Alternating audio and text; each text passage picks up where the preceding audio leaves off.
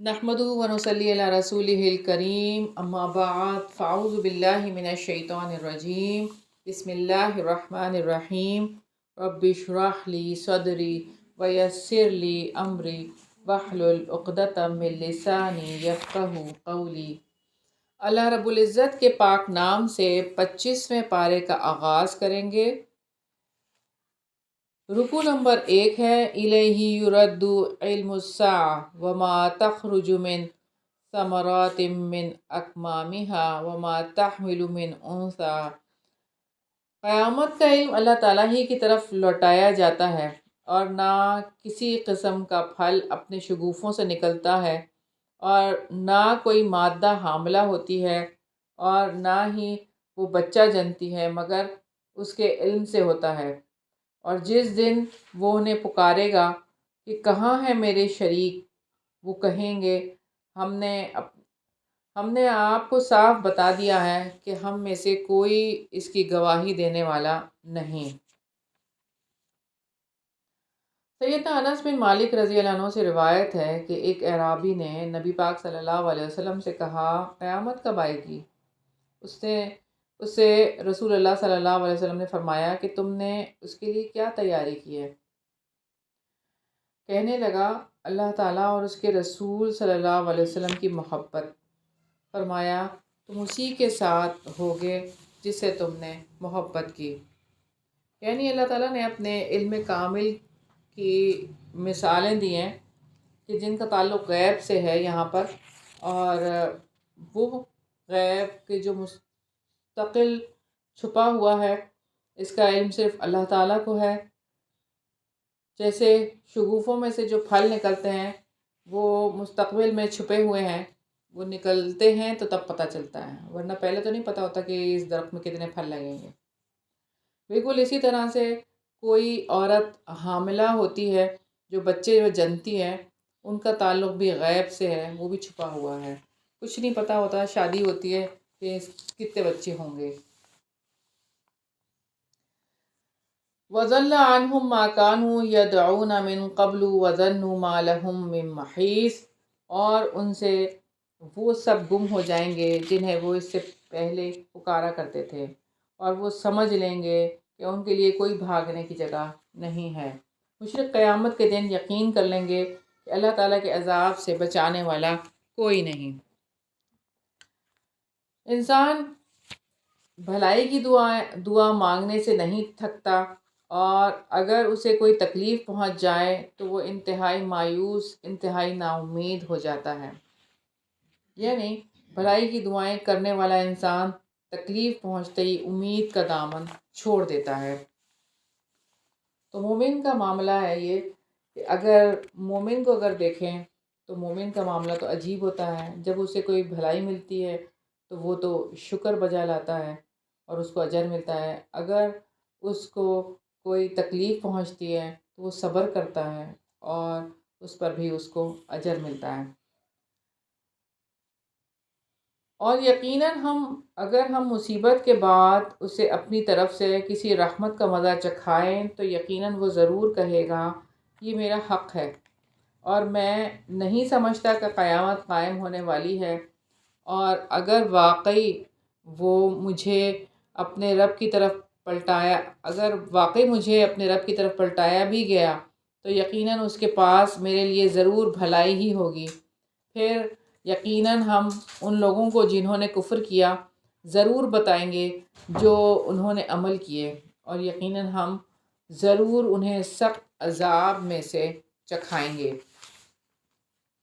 اللہ تعالیٰ نے فرمایا ہے کہ ہم ان لوگوں کو جنہوں نے کفر کیا ضرور ان کے عمل ان کے سامنے رکھ دیے جائیں گے، اور ضرور ہم سخت عذاب ان کو چکھائیں گے۔ جب انسان سب چیزوں پر اپنا نام لگا لینا کہ یہ میرا میرا میرا، تو پھر شکر گزاری کا موقع نہیں ملتا۔ تو انسان جب شکر گزار بنے تو اللہ تعالیٰ کی طرف نسبت کرتا ہے، تو تب شکر گزار بنتا ہے۔ انسان یہ سمجھتا ہے کہ میں نے اللہ کے ہاں میں پسندیدہ ہوں، اسی لیے مجھے یہ نعمتیں مل رہی ہیں، اور بس اسی زوم میں رہتا ہے۔ لیکن اس کو یہ نہیں پتہ کہ یہ آزمائشیں ہیں، اللہ تعالیٰ یہ دیکھنا چاہتے ہیں کہ کون مصیبت میں صبر کرتا ہے اور کون نعمتیں پا کر شکر ادا کرتا ہے۔ وَإِذَا أَنْعَمْنَا عَلَى الْإِنسان، اور جب ہم انسان پر انعام کرتے ہیں تو وہ منہ موڑ جاتا ہے اور اپنا پہلو پھیر لیتا ہے، اور جب اسے تکلیف پہنچتی ہے تو لمبی چوڑی دعائیں کرنے والا بن جاتا ہے۔ تو یہ بات حقیقت ہے کہ جب کوئی مصیبت آتی ہے تو فوراً ہی لمبی لمبی دعائیں کرنے لگ جاتے ہیں اور اللہ تعالیٰ کے آگے گڑ گڑانے لگ جاتے ہیں تاکہ اللہ تعالیٰ اس مصیبت کو ٹال دیں۔ قُلْ أَرَأَيْتُمْ إِنْ كَانَ مِنْ عِنْدِ اللَّهِ ثُمَّ كَفَرْتُمْ بِهِ مَنْ أَضَلُّ مِمَّنْ ہوا فی شقاق بعید۔ آپ کہہ دیں تمہارا کیا خیال ہے کہ اگر یہ قرآن اللہ تعالیٰ کی جناب سے ہوا پھر بھی تم نے اس کا انکار کیا تو اس شخص سے زیادہ گمراہ کون ہوگا جو انتہا درجے کی مخالفت میں ہو۔ تو اللہ تعالیٰ نے قرآن مجید پر ایمان نہ لانے والوں کو ان کی غلطی کا شعور دلایا ہے کہ یہ قرآن اللہ تعالیٰ کی طرف سے اگر ہوا اور آپ نے نہیں مانا تو پھر آپ دیکھیں کہ آپ کے ساتھ پھر کیا ہوگا۔ ایک رخ دکھایا ہے اللہ تعالیٰ نے کہ جھٹلانے کا انجام کیا ہوگا پھر۔ سنوریہم آیاتنا فی الآفاق وفی انفسہم، جلد ہی ہم انہیں اپنی نشانیاں دکھائیں گے دنیا کے کناروں میں بھی اور ان کی اپنی جانوں میں بھی، یہاں تک کہ ان پر ظاہر ہو جائے گا کہ یقیناً وہ حق ہے۔ اور کیا آپ کے رب کے بارے میں یہی بات کافی نہیں کہ یقیناً وہ ہر چیز پر گواہ ہے۔ سنو یقیناً وہ اپنے رب کی ملاقات سے شک میں ہے، سنو یقیناً وہ ہر چیز کا احاطہ کرنے والا ہے۔ جو شخص اللہ تعالیٰ سے ملنے کو دوست رکھتا ہے تو اللہ تعالیٰ بھی اس سے ملنے کو دوست رکھتا ہے، لیکن جو شخص پسند ہی نہیں کرتا تو پھر اللہ تعالیٰ بھی پسند نہیں کرتا۔ تو یہ بات اس لیے کہی گئی ہے کہ اللہ تعالیٰ نے احاطہ کر رکھا ہے کہ قرآن مجید پر ایمان نہ لانے، اس پر عمل نہ کرنے کا سبب یہ ہے کہ دلوں میں کوئی خوف ہی نہیں ہے ان کے۔ یہاں پہ ہماری سورہ حامیم سجدہ مکمل ہوئی ہے۔ اللہ تعالیٰ سے دعا ہے کہ اللہ تعالیٰ ہمیں سچا فہم عطا فرما اور اس پیغام کو آگے پہنچانے والا بنا دے، آمین۔ سورہ شورہ مکی ہے، رکوع نمبر 2 ہے۔ بسم اللہ الرحمن الرحیم۔ حامیم عین سین قاف۔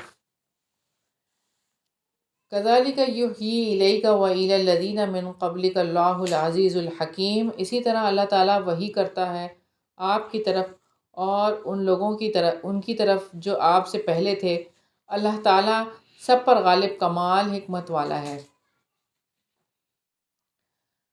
تو وحی کی حقیقت کی وضاحت کی گئی ہے یہاں پر کہ اللہ تعالیٰ ہی ہے جو کہ وحی بھیجتے ہیں اور وہ کلام ہے جو فرشتے کے ذریعے پیغمبر تک بھیجا جاتا ہے۔ لَهُ مَا فِي السَّمَاوَاتِ وَمَا فِي الْأَرْضِ وَهُوَ الْعَلِيُّ الْعَظِيمُ۔ اسی کا ہے جو آسمانوں میں ہے اور جو زمین میں ہے، اور وہ بے حد بلند بڑی عظمت والا ہے۔ یعنی وہ زمین و آسمان اور اس کے درمیان کی ہر چیز کا خالق اور مالک بھی ہے۔ کائنات کی ہر چیز اس کے آگے جھکی ہوئی ہے، ہر چیز اس کی تدبیر کے تحت ہے، ہر چیز اسی کے اختیار میں ہے اور ہر چیز اس کا حکم چلتا ہے۔ قریب ہے کہ آسمان اپنے اوپر سے پھٹ پڑے اور فرشتے اپنے رب کی حمد کے ساتھ تسبیح کرتے رہیں، اور جو زمین میں ہیں ان کے لیے بخشش کی دعا کرتے ہیں۔ سن لو یقیناً اللہ تعالیٰ بے حد بخشنے والا نہایت رحم والا ہے۔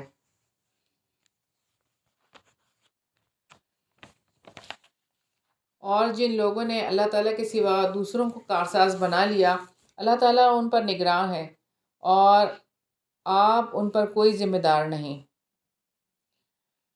تو اللہ تعالیٰ ہی نگرانی کرنے والے ہیں، اور اللہ تعالیٰ اس بات سے خبردار کر رہے ہیں کہ اعمال کا حساب رکھنے والا اللہ تعالیٰ ہے۔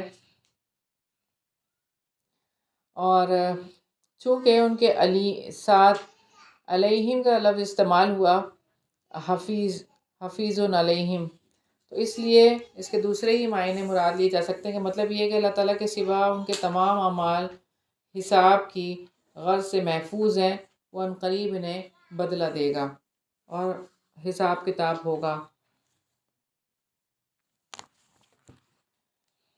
اور پھر اللہ تعالیٰ فرماتے ہیں وَكَذَلِكَ أَوْحَيْنَا إِلَيْكَ قُرْآنًا عَرَبِيًّا لِتُنذِرَ أُمَّ الْقُرَىٰ وَمَنْ حَوْلَهَا وَتُنذِرَ يَوْمَ الْجَمْعِ لَا رَيْبَ فِيهِ۔ اور ہم نے اسی طرح آپ کی طرف عربی قرآن وحی کیا ہے تاکہ آپ بستیوں کے مرکز مکہ اور اس کے ارد گرد رہنے والوں کو خبردار کر دیں اور جمع ہونے کے دن سے ڈرائیں، جس میں کوئی شک نہیں ایک گروہ جنت میں اور دوسرا گروہ بھڑکتی ہوئی آگ میں ہوگا۔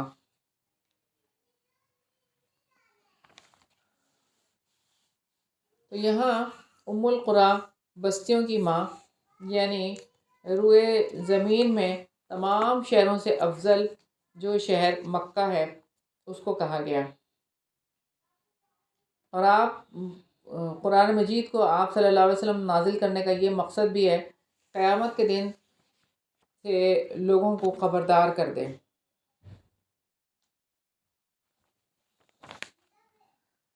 وَلَوْ شَاءَ اللَّهُ لَجَعَلَهُمْ أُمَّةً وَاحِدَةً، اور اگر اللہ تعالیٰ چاہتا تو ضرور ان سب کو ایک ہی امت بنا دیتا، لیکن وہ جس کو چاہتا ہے اپنی رحمت میں داخل کرتا ہے، اور ظالموں کا نہ کوئی کارساز ہے اور نہ کوئی مددگار۔ ام اتخذوا من دونہ اولیاء، کیا انہوں نے اللہ تعالیٰ کے سوا دوسرے کارساز بنا رکھے ہیں؟ پھر اللہ تعالیٰ ہی کارساز ہے، اور وہی مردوں کو زندہ کرے گا، اور وہی ہر چیز پر پوری قدرت رکھنے والا ہے۔ تو اللہ تعالیٰ اختیار رکھتے ہیں اور دوسرے معبود سننے اور نفع یا نقصان پہنچانے کی صلاحیت بھی نہیں رکھتے۔ رکوع نمبر 3 ہے وَمَا اخْتَلَفْتُمْ فِيهِ مِنْ شَيْءٍ فَحُكْمُهُ إِلَى اللَّهِ، اور جس کسی بات میں تم کچھ بھی اختلاف کرو تو اس کا فیصلہ اللہ تعالیٰ ہی کر کے سپرد ہے۔ وہی اللہ تعالیٰ میرا رب ہے، اسی پر میں نے بھروسہ کیا اور اسی کی طرف میں رجوع کرتا ہوں۔ تو یہ دو ایسے اصول ہیں جن کا اللہ تعالیٰ اپنی کتاب عظیم میں نہایت کثرت سے ذکر فرماتا ہے، کیونکہ ان دونوں کے جمع ہونے سے بندہ مومن کو کمال حاصل ہوتا ہے۔ وَإِلَيْهِ أُنِيبُ، یعنی کہ ایک تو توکل ہے اور دوسرا رجوع اللہ، جیسے کہ اللہ تعالیٰ نے ایاک نعبد و ایاک نستعین بھی فرمایا۔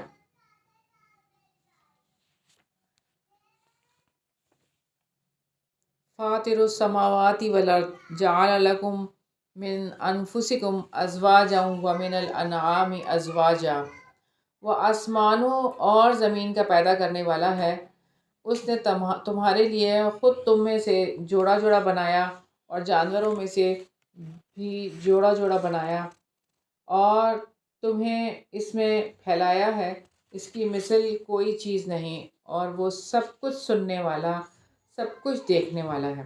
اللہ تعالیٰ کی فاطر السماوات والارض ہونے کی وضاحت ہے کہ اللہ تعالیٰ آسمان اور زمین کو پیدا کرنے والا، تدبیر اور انتظام کرنے والا، اور قانون بنانے والا، فیصلہ کن، اور لوگوں کی زندگیوں کے لیے بھی وہی قانون دیتا ہے۔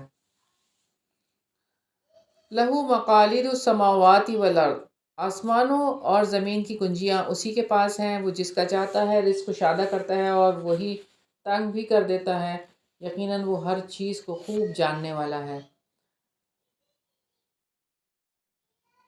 شرع لکم من الدین ما وصى به نوحا والذی اوحینا الیک، اس نے تمہارے لیے دین کا وہی طریقہ مقرر کیا ہے جس کا تاکیدی حکم اس نے نوح کو دیا، اور جس کی وحی ہم نے آپ کی طرف کی ہے، اور جس کا تاکیدی حکم ہم نے ابراہیم اور موسیٰ اور عیسیٰ کو دیا تھا کہ دین کو قائم کرو اور اس میں تفرقہ نہ ڈالو۔ مشرکین پر بہت گراں ہے جس کی طرف آپ انہیں دعوت دیتے ہیں۔ اللہ تعالیٰ اپنے لیے چن لیتا ہے جس کو چاہتا ہے اور اپنی طرف اس کو راستہ دکھاتا ہے جو رجوع کرتا ہے۔ یعنی اللہ تعالیٰ تمہیں حکم دیتا ہے کہ تم دین کے تمام اصول کو یعنی اس کو قائم کرو، خود اپنی ذات پر نافذ کرو، پھر دوسروں پر نافذ کرو، اس کے لیے جد و جہد کرو، اور نیکی تقوی کے کاموں پر تعاون کرو، اور گناہ اور زیادتی کے کاموں پر تعاون نہ کرو۔ اور انہوں نے آپس میں تفرقہ نہیں کیا مگر اس کے بعد کہ ان کے پاس علم آ گیا آپس کی ضد کی وجہ سے، اور اگر آپ کے رب کی طرف سے ایک بات مدت مقرر تک طے نہ ہوتی تو ضرور ان کے درمیان فیصلہ کر دیا جاتا، اور یقیناً جن لوگوں کو ان کے بعد کتاب کا وارث بنایا گیا وہ اس کے بارے میں بے چین کرنے والے شک میں ہیں۔ چنانچہ آپ اسی کی طرف دعوت دیں اور مضبوطی سے قائم رہیں جیسے آپ کو حکم دیا گیا ہے، اور ان کی خواہشات کی پیروی نہ کریں، اور آپ کہہ دیں کہ اللہ تعالیٰ نے جو کتاب نازل کی میں اس پر ایمان لایا، اور مجھے حکم دیا گیا ہے کہ میں تمہارے درمیان انصاف کروں۔ اللہ تعالیٰ ہمارا بھی رب ہے اور تمہارا بھی ہے، ہمارے لیے ہمارے اعمال ہیں اور تمہارے لیے تمہارے اعمال ہیں، ہمارے اور تمہارے درمیان کوئی جھگڑا نہیں۔ اللہ تعالیٰ ہمیں آپس میں جمع کرے گا اور اسی کی طرف سب کو پلٹنا ہے۔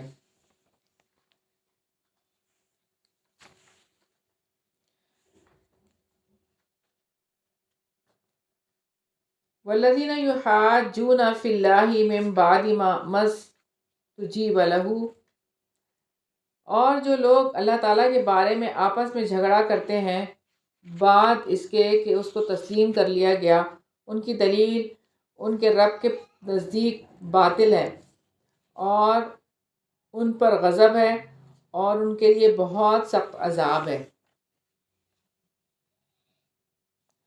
تو ایک سچے اور کھرے مومن کے بارے میں تصور بھی نہیں کیا جا سکتا کہ وہ پاکیزہ دین کو چھوڑ کر بدلا ہوا اور ملاوٹ شدہ دین قبول کرے گا۔ تو مشرکین ان لوگوں سے لڑتے ہیں جنہوں نے اللہ اور اس کے رسول کی بات مان لی ہے۔ اللہ الذی انزل الکتاب بالحق، اللہ تعالیٰ وہ ہے جس نے حق کے ساتھ کتاب اور میزان نازل کیا، اور تمہیں کیا خبر شاید وہ قیامت قریب ہی ہو۔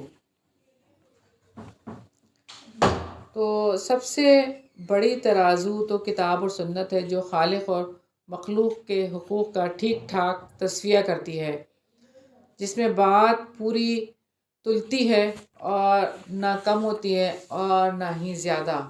تو میزان ترازو سے مراد عدل ہے۔ قیامت کے قریب ہونے کا ذکر میزان کی وجہ سے بھی کیا گیا۔ دنیا میں شریعت نے لوگوں میں میزان لگا کر عدل کرنا ہے۔ اس سے وہی لوگ جلدی مانگتے ہیں جو اس پر ایمان نہیں رکھتے، اور جو لوگ ایمان لائے وہ اس سے ڈرنے والے ہیں، اور وہ جانتے ہیں کہ یقیناً وہ حق ہے، اس کے سن لو۔ یقیناً جو لوگ قیامت کے بارے میں آپس میں جھگڑتے ہیں یقیناً وہ دور کی گمراہی میں ہیں۔ اللہ لطیف بعبادہ یرزق من یشاء وہو القوی العزیز، اللہ تعالیٰ اپنے بندوں پر بہت مہربان ہے، وہ جسے چاہتا ہے رزق دیتا ہے، اور وہ بڑی قوت والا سب پر غالب ہے۔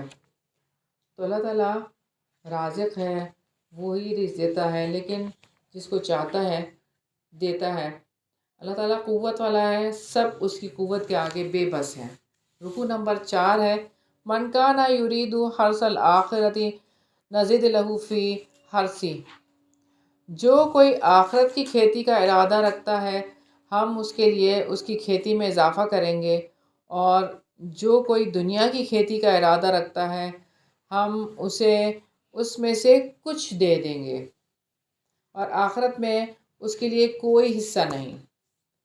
تو یہاں ہم دیکھتے ہیں کہ اللہ تعالیٰ نے آخرت کی کھیتی کا ارادہ رکھنے والے کے لیے فرمایا کہ اسے دے دیں گے جیسے وہ ارادہ رکھتا ہے، لیکن دنیا کا ارادہ رکھنے والے کے لیے کہا کہ کچھ دیں گے، جتنا ہم چاہیں گے اتنا ملے گا، اس کے مانگنے سے نہیں ملے گا، بلکہ جتنا ہم چاہیں گے دنیا اتنی ہی ملے گی۔ سیدنا ابی بن کعب رضی اللہ عنہ بیان کرتے ہیں، آپ صلی اللہ علیہ وسلم نے فرمایا کہ اس امت کو عظمت یعنی رفعت دین اور نصرت اور زمین میں غلبے کی بشارت سنا دو، بس ان میں سے جو شخص آخرت کا عمل دنیا کے لیے کرے گا اس کا آخرت میں کوئی حصہ نہیں ہوگا۔ اور سیدنا انس بن مالک رضی اللہ عنہ سے روایت ہے کہ رسول اللہ صلی اللہ علیہ وسلم نے فرمایا کہ جس کا مقصد دنیا ہو، اللہ تعالیٰ اس کے باعث اس کی دونوں آنکھوں کے سامنے محتاجی رکھ دیتے ہیں، اور اس کے باعث اس کے دل میں پریشانی رکھ دیتے ہیں، اور اس کے پاس اتنا حصہ آتا ہے جتنا اس کا مقدر ہوتا ہے۔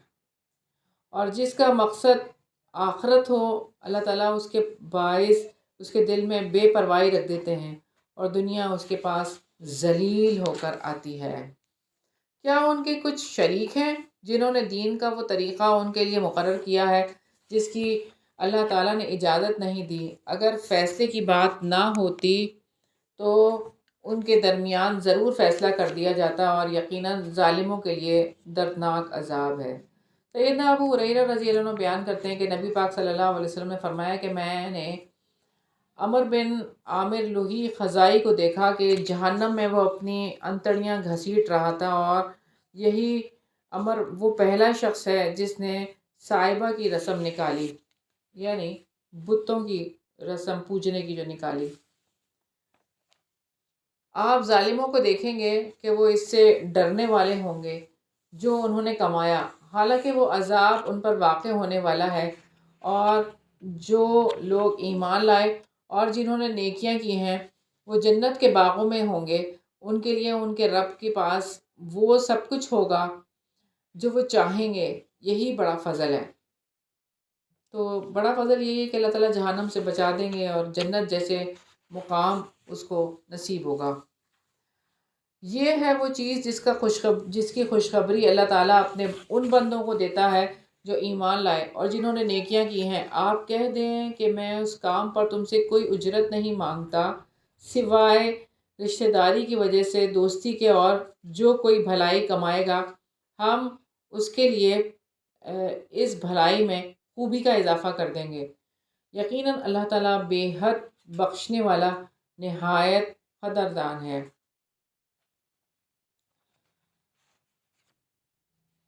سیدہ عائشہ رضی اللہ عنہ بیان کرتی ہیں کہ سیدنا ابو بکر صدیق رضی اللہ عنہ نے سیدنا علی رضی اللہ عنہ سے فرمایا کہ ذات کی قسم جس کے ہاتھ میں میری جان ہے، رسول اللہ صلی اللہ علیہ وسلم کے قرابت والوں سے سلوک کرنا مجھ کو اپنے قرابت والوں کے ساتھ سلوک کرنے سے زیادہ پسند ہے۔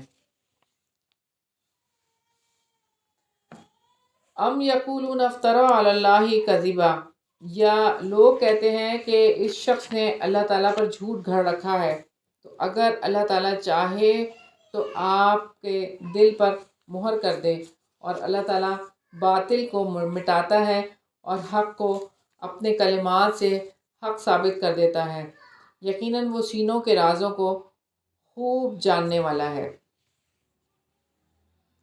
اور وہی ہے جو اپنے بندوں سے توبہ قبول کرتا ہے اور برائیوں سے درگزر کرتا ہے، اور جو کچھ تم کرتے ہو وہ سب جانتا ہے۔ سیدنا انس بن مالک رضی اللہ عنہ بیان کرتے ہیں کہ رسول اللہ صلی اللہ علیہ وسلم نے فرمایا، اللہ تعالیٰ اپنے بندے کی توبہ سے جب وہ اس کی طرف توبہ کرتا ہے اس آدمی سے بھی زیادہ خوش ہوتا ہے جو کسی جنگل بیابان میں اپنی سواری پر سوار ہو کر کھانے پینے کا سامان لاد کر اور نکلتا ہے، اور وہ اس کا سامان سمیت سواری چلی جاتی ہے، اور وہ اسے ڈھونڈتا ہے، تلاش کرتا ہے، لیکن وہ اسے نہیں ملتی ہے، اور پھر تھک ہار کر وہ اسی جگہ پہ آ جاتا ہے جہاں سے وہ بیٹھا تھا۔ تو وہ سواری جب اسے آتی نظر آتی ہے اسی حالت میں، تو وہ خوشی سے مہار پکڑتا ہے اور شدت میں کہہ ڈالتا ہے کہ اے اللہ، تو میرا بندہ ہے، یعنی غلط اس کے منہ سے نکل جاتا ہے، اور میں تیرا رب۔ فرط خوشی سے وہ غلطی کر جاتا ہے، تو اللہ تعالیٰ کو بھی اس سے زیادہ خوشی ہوتی ہے کہ کوئی پلٹ آئے، لوٹ آئے۔ وَيَسْتَجِيبُ الَّذِينَ آمَنُوا وَعَمِلُوا الصَّالِحَاتِ، اور ان لوگوں کی دعا قبول کرتا ہے جو ایمان لائے اور جنہوں نے نیکیاں کی ہیں، اور انہیں اپنے فضل سے اور زیادہ دیتا ہے۔ کافروں کے لیے بہت سخت عذاب ہے۔ اور اگر اللہ تعالیٰ اپنے بندوں کا رزق کشادہ کر دیتا ہے تو وہ زمین میں سرکش ہو جاتے، لیکن وہ ایک اندازے سے نازل کرتا ہے جو وہ چاہتا ہے، یقیناً وہ اپنے بندوں سے خوب باخبر، خوب دیکھنے والا ہے۔ تو مال کی فراوانی بندے کو، یعنی اگر اس کے اندر خوف خدا نہ ہو تو وہ سرکش بنا دیتی ہے۔ وَهُوَ الَّذِي يُنَزِّلُ الْغَيْثَ، اور وہی ہے جو لوگوں کے مایوس ہو جانے کے بعد بارش برساتا ہے اور اپنی رحمت پھیلا دیتا ہے، اور وہی مدد کرنے والا تمام تعریفوں کے لائق ہے۔ اور اس کی نشانیوں میں آسمانوں اور زمین کی پیدائش ہے، اور جو اس نے ان دونوں میں کوئی بھی جاندار پھیلا دیے ہیں، اور وہ جب چاہے انہیں جمع کرنے پر پوری طرح قدرت رکھنے والا ہے۔ قیامت کے دن اللہ تعالیٰ ساری مخلوقات کو جمع کرے گا۔ رکوع نمبر 5 ہے، وَمَا أَصَابَكُم مِّن مُّصِیبَةٍ فَبِمَا كَسَبَتْ أَیْدِیکُمْ وَیَعْفُو عَن کَثِیر، اور جو مصیبت تمہیں پہنچی ہے تو اس وجہ سے ہے جو تمہارے ہاتھوں نے کمایا، اور وہ بہت سے قصوروں سے درگزر کرتا ہے۔ تو رسول اللہ صلی اللہ علیہ وسلم نے فرمایا کہ مومن کو ذرا بھی تکلیف ہوتی ہے اور غم پہنچتا ہے، حتیٰ کہ اس کے پاؤں میں کانٹا بھی چبھ جاتا ہے، تو اللہ تعالیٰ اس کی وجہ سے اس کے گناہ معاف کر دیتے ہیں۔ اور تم ہرگز زمین میں عاجز کر دینے والے نہیں ہو، اور تمہارے لیے اللہ تعالیٰ کے سوا نہ کوئی دوست ہے اور نہ کوئی مددگار۔ اور اس کی نشانیوں میں سے ہے یہ جہاز جو سمندر میں پہاڑوں کی طرح ہے، اگر وہ چاہے تو ہوا کو ساکن کر دے تو وہ سمندر کی سطح پر ہی کھڑے رہ جائیں۔ یقیناً اس میں ہر بہت صبر کرنے والے، بہت شکر کرنے کے لیے، گزار کے لیے نشانیاں ہیں۔ تو اللہ تعالیٰ نے 2 صفات کا ذکر کیا، صبار شکور، اور یہ 2 صفات ہی انسان کے اندر ایسی کوالٹی اس کی وجہ سے پیدا ہو جاتی ہے کہ وہ اللہ تعالیٰ کے فرما بردار بن جاتے ہیں۔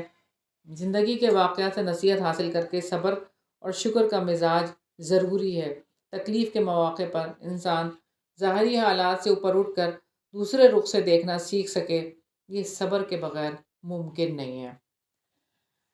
یا وہ انہیں تباہ کر دے اس کی وجہ سے جو انہوں نے کمایا، اور بہت سے لوگوں کو معاف کر دے۔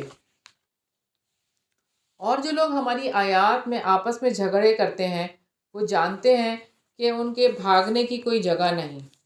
چنانچہ جو چیز تمہیں دی گئی ہے تو وہ محض دنیا کی زندگی کا معمولی ساز و سامان ہے، اور جو اللہ تعالیٰ کے پاس ہے وہ بہتر ہے، اور زیادہ باقی رہنے والا ہی ان لوگوں کے لیے ہے جو ایمان لائے اور وہ اپنے رب پر توکل کرتے ہیں۔ تو رب پر توکل، انسان رب کے وعدوں پر یقین رکھتا ہے، توکل کی وجہ سے ثابت قدمی آ جاتی ہے اس کے اندر، اور اللہ تعالیٰ کے راستے پہ چلنا اس کے لیے آسان ہو جاتا ہے۔ اور جو بڑے بڑے گناہوں اور بے حیائی کے کاموں سے بچتے ہیں، اور جب بھی غصے ہوتے ہیں تو وہ درگزر کرتے ہیں۔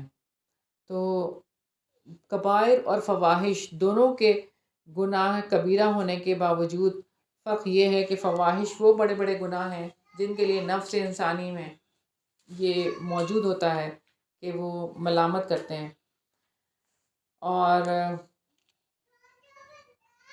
ان سے دوسری بات فحاشی مراد ہے جو انسان کی قوت شہوانیہ سے تعلق رکھتے ہیں۔ تو ان سے جو بچتے ہیں بڑے گناہوں سے، اور یہ کہ غصے کو بھی درگزر کرتے ہیں، غصے سے بھی دور بھاگتے ہیں، اور جن لوگوں نے اپنے رب کا حکم مانا اور نماز قائم کی اور ان کا کام آپس میں مشورہ کرنا ہے، اور ہم نے ان کو رزق دیا ہے اس میں سے وہ خرچ کرتے ہیں،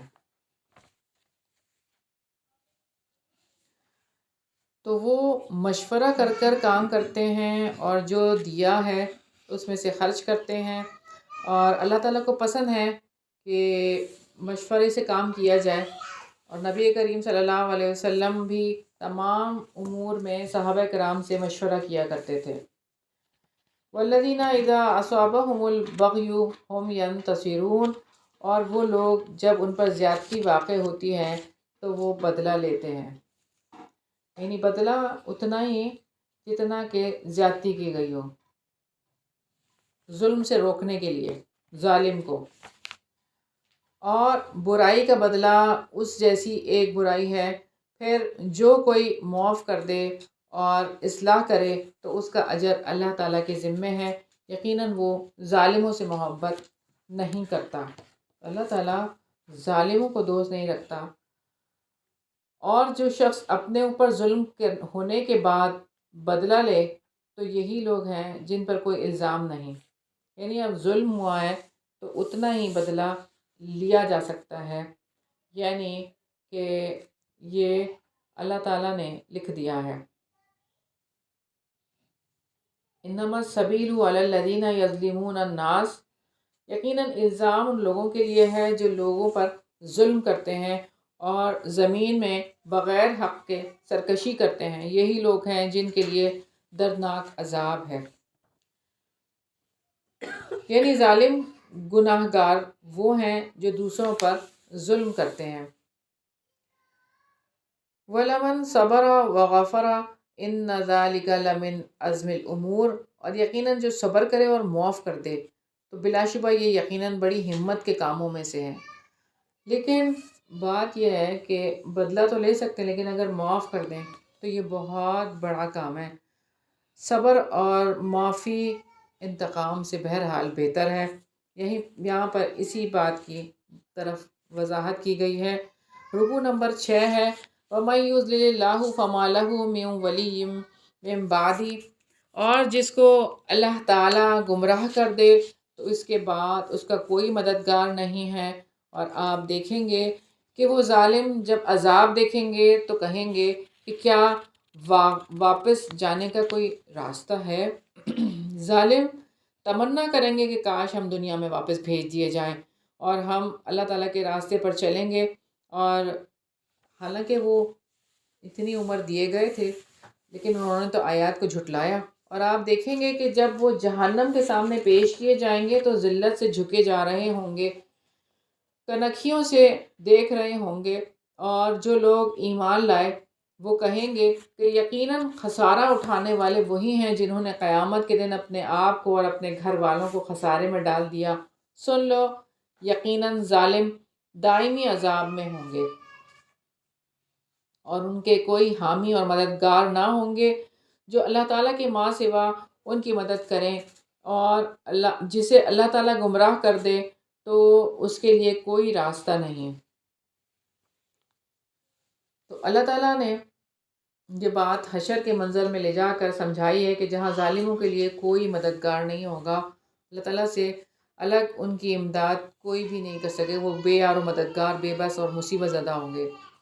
اپنے آپ کی پکار پر لبیک کہو، اپنے رب کی پکار پر لبیک کہو، قبل اس کے کہ وہ دن آ جائے جس کے اللہ تعالیٰ سے ٹلنے کی کوئی صورت نہیں، اس دن تمہارے لیے نہ کوئی جائے پناہ ہوگی اور نہ ہی انکار کی کوئی صورت ہوگی، تو اس روز تمہیں نہ کوئی جائے پناہ ملے گی، چھپنے کی کوئی جگہ نہیں ہوگی، اس دن انسان کہے گا کاش کہ جائے قرار، کہاں گئی وہ جائے قرار اور کہاں فرار کا کوئی راستہ ہے، پھر بھی اگر وہ منہ پھیریں تو ہم نے آپ کو ان پر نگراں بنا کر تو نہیں بھیجا، آپ پر پہنچا دینے کے سوا کچھ نہیں، اور یقیناً جب ہم انسان کو اپنی طرف سے کوئی رحمت چکھاتے ہیں تو وہ اس پر خوش ہو جاتا ہے، اور اگر ان کو کوئی مصیبت آ جاتی ہے تو اس کے سبب جو ان کے اپنے ہاتھوں نے آگے بھیجا تو یقیناً انسان بہت ناشکرا ہے۔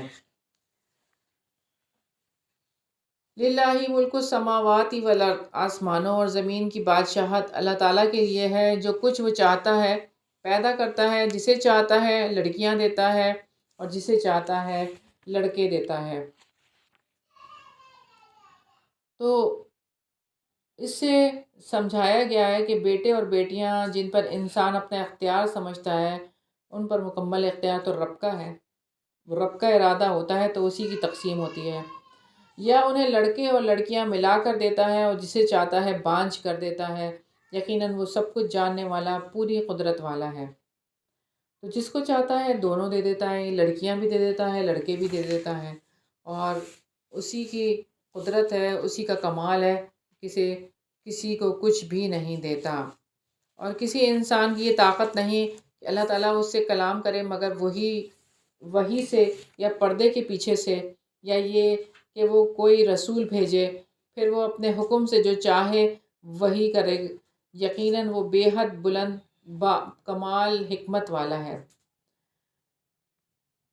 تو یہ بات ہے کہ کیفیت وحی کی وضاحت کی ہے اللہ تعالیٰ نے یہاں پر، کہ اللہ تعالیٰ حکیم ہے، وہ انسانوں کے لیے وحی بھیجتا ہے۔ اور اسی طرح ہم نے آپ کی طرف اپنے حکم سے ایک روح کی وحی کی۔ آپ نہیں جانتے تھے کہ کتاب کیا ہے اور نہ یہ کہ ایمان کیا ہے، لیکن ہم نے اسے ایک روشنی بنا دیا ہے جس کے ساتھ ہم اپنے بندوں میں سے جسے چاہتے ہیں ہدایت دیتے ہیں، اور یقیناً آپ سیدھی راہ کی طرف رہنمائی کرتے ہیں۔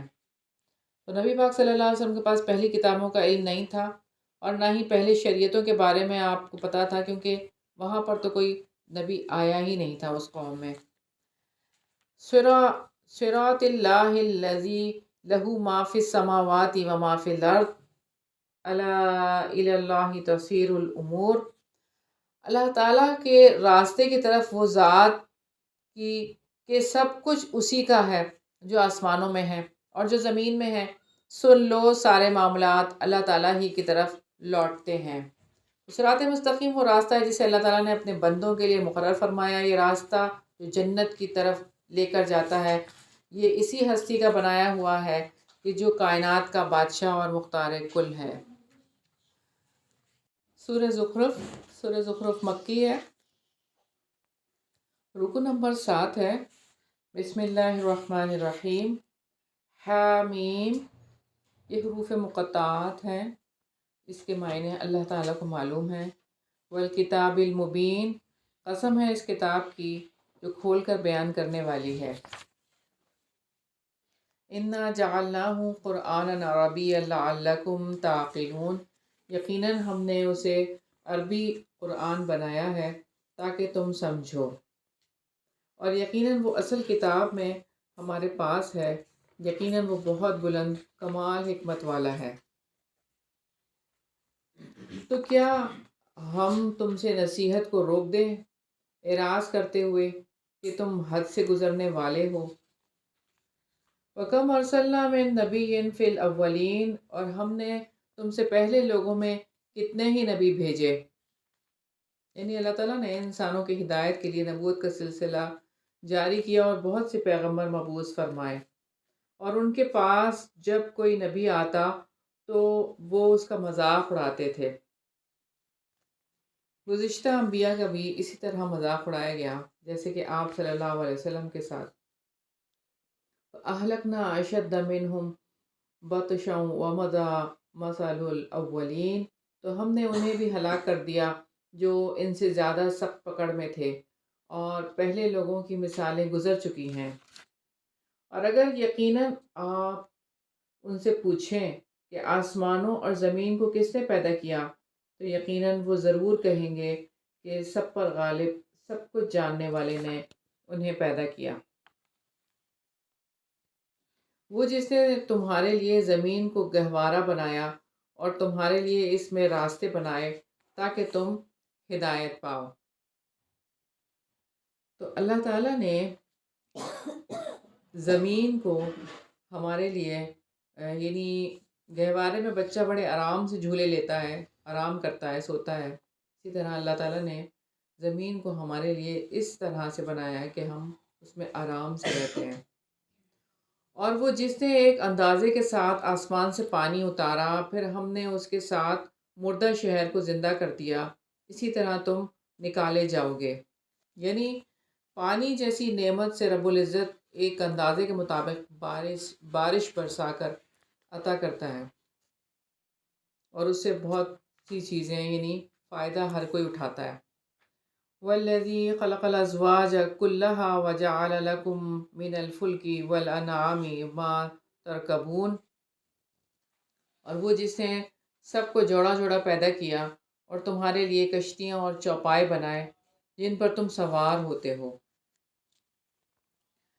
تاکہ تم ان کی پشتوں پر جم کر بیٹھو، پھر تم اپنے رب کی نعمت کو یاد کرو جب ان پر جم کر بیٹھ جاؤ اور کہو کہ سبحان الذی سخر لنا ھذا وما کنا لہ مقرنین، کہ وہ ذات جس نے اس کو ہمارے لیے تابع کر دیا حالانکہ ہم اس کو قابو میں کرنے والے نہ تھے۔ تو انسان کے شعور میں یہ بات بیٹھ جاتی ہے کہ اللہ تعالیٰ نے سواریاں ہمارے بس میں کی ہیں اور ہماری قوت نہیں، کہ اللہ تعالیٰ کی قوت ہے یہ، اور اس طرح انسان تکبر سے بچ جاتا ہے۔ وَإِنَّا إِلَىٰ رَبِّنَا لَمُنقَلِبُونَ، اور یقیناً ہم اپنے رب کی طرف ضرور پلٹنے والے ہیں۔ تو یہ بات یاد رہے کہ ایک دن ضرور ہم نے واپس چلے جانا ہے، اور ان لوگوں کو اس کے بندوں میں سے اس کا جز بنا ڈالا۔ یقیناً انسان بلا شبہ ناشکرا ہے، یعنی انسان اللہ تعالیٰ کے انعامات کو کسی اور میں دیکھتا ہے اور کسی اور کے نام منسوب کر کے اس کے لیے شکر گزار ہوتا ہے، اور اللہ تعالیٰ کے احسانات کو تسلیم نہیں کرتا۔ یہ اللہ تعالیٰ سے ناشکری ہے۔ رکوع نمبر 8 ہے، ام اتخذ مما یخلق بنات واسفاکم بالبنین، کیا اس نے اپنے لیے بیٹیاں بنائی ہیں اس میں سے جو وہ پیدا کرتا ہے، اور تمہیں بیٹوں کے لیے چن لیا ہے؟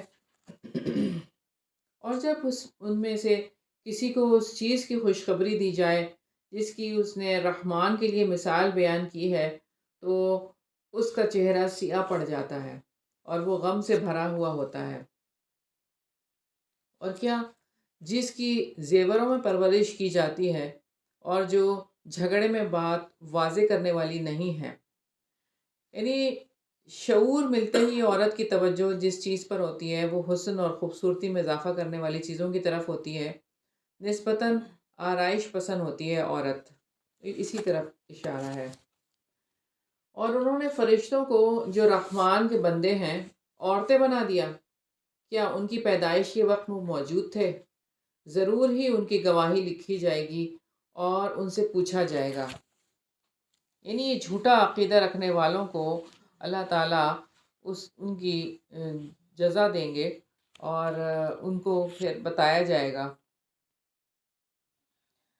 اور انہوں نے کہا کہ اگر رحمان چاہتا تو ہم ان بتوں کی عبادت نہ کرتے، انہیں اس کا کچھ علم نہیں، وہ محض قیاس آرائیاں کرتے ہیں۔ تو انسان دنیا میں جو کرنا چاہتا ہے اس کے لیے اسے اختیار اور ارادہ اللہ تعالیٰ نے اس کی آزادی دی ہے، اور اللہ تعالیٰ نے امتحان کے لیے واضح کر دیا ہے کہ اللہ کی رضا کے کام کون کرتے ہیں اور ناراضگی کے کام کون کرتے ہیں، پھر اسی حساب سے اسے قیامت کے دن اس کی جزا ملے گی۔ کیا ہم نے اس سے پہلے انہیں کوئی کتاب دی ہے کہ وہ اس کو مضبوط پکڑنے والے ہوں؟ بلکہ انہوں نے کہا کہ یقیناً ہم نے اپنے باپ دادا کو ایک طریقے پر پایا ہے، اور یقیناً ہم ان کے نقش قدم پر ہدایت پانے والے ہیں۔ وَكَذَلِكَ مَا أَرْسَلْنَا مِن قَبْلِكَ فِي قَرْيَةٍ مِّن نَذِيرٍ، اور اسی طرح ہم تم سے پہلے ہم نے کسی بستی میں کوئی خبردار کرنے والا نہیں بھیجا، مگر اس کے خوشحال لوگوں نے کہا کہ یقیناً ہم نے جب اپنے باپ دادا کو ایک طریقے پر پایا، اور یقیناً ہم انہی کے نقش قدم کی پیروی کرنے والے ہیں۔ یعنی سب آنکھیں بند کر کے اندھی تقلید کر رہے ہیں اور غور و فکر کیے بغیر ہی تقلید کرتے رہتے ہیں۔ اس نے کہا، اور کیا اگر میں تمہارے پاس اس سے زیادہ صحیح راستہ لے آؤں جس پر تم نے اپنے باپ دادا کو پایا ہے؟ انہوں نے کہا کہ یقیناً ہم اس کا انکار کرنے والے ہیں جس کے ساتھ تمہیں بھیجا گیا ہے۔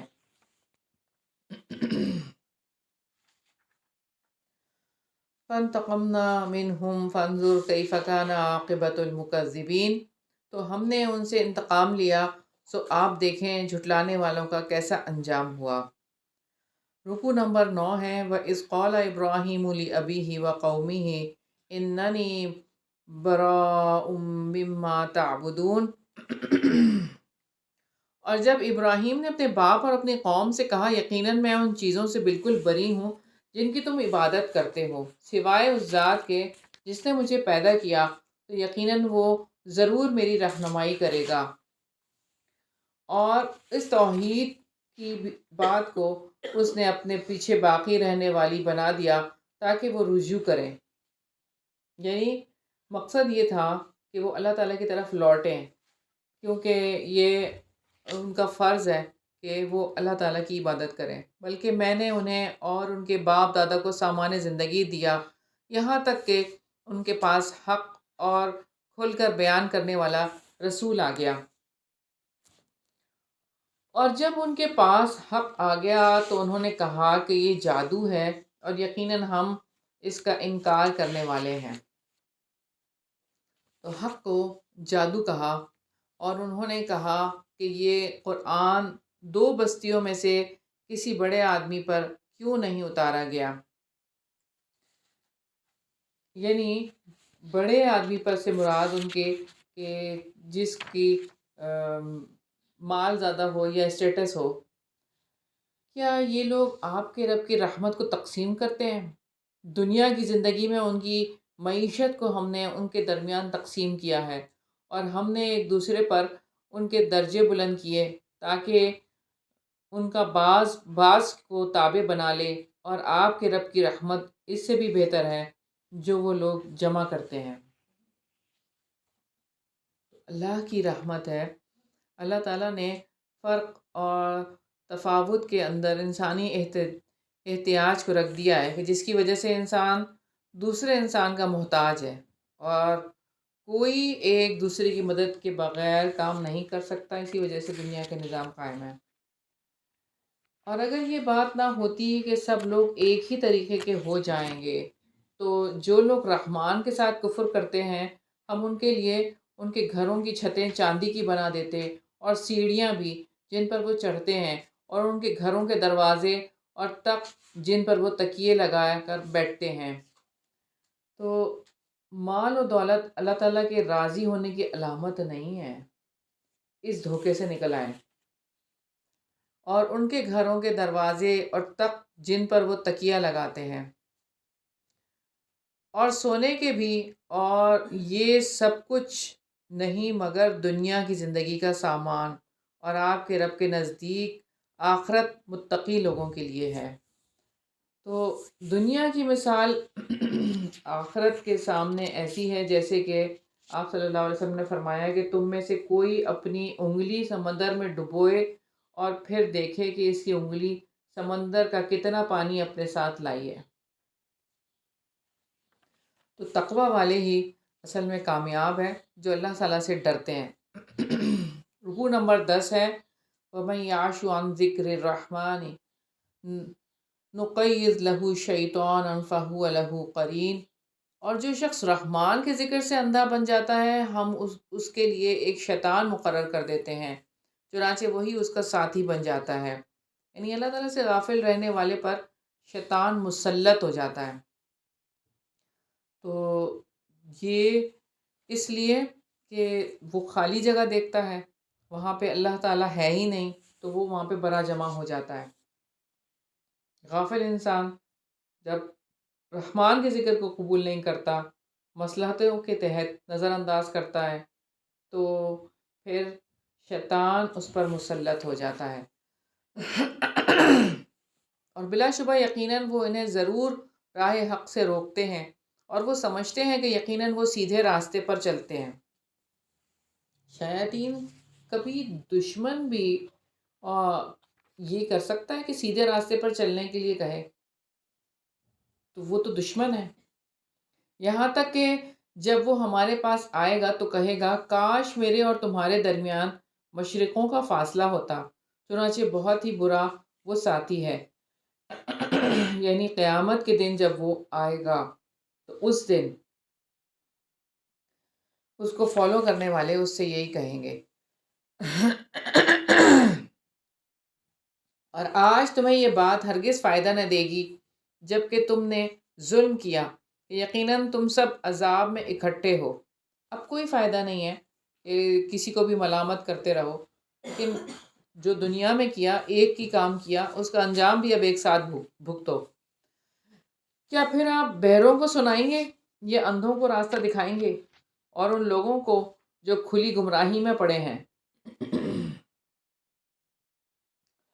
ازلی بدبخت جو ہوتے ہیں وہ ایمان کبھی بھی نہیں لے کر آتے۔ پھر اگر ہم آپ کو لے جائیں تو یقیناً ہم ان سے انتقام ہی لینے والے ہیں۔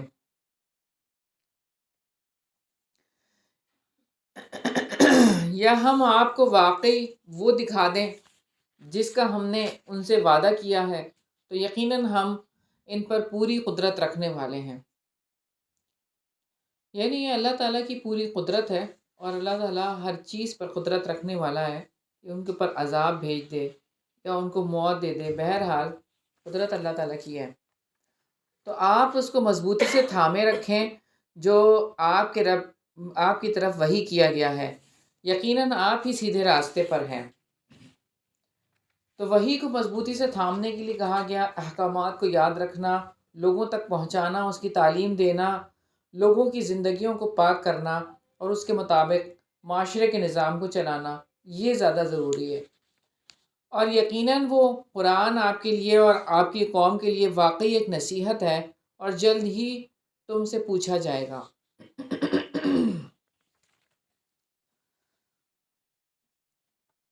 وَاسْأَلْ مَنْ أَرْسَلْنَا مِنْ قَبْلِكَ مِنْ رُسُلِنَا، اور آپ ان سے پوچھیں جنہیں ہم نے آپ سے پہلے اپنے رسولوں میں سے بھیجا، کیا ہم نے رحمان کے سوا کوئی معبود بنائے ہیں کہ ان کی عبادت کی جائے؟ یعنی کہ عبادت تو صرف اللہ تعالیٰ کی جاتی۔ تمام انبیاء کا کام توحید ہے، اور وہ توحید کی ہی دعوت دینے کے لیے آئے تھے۔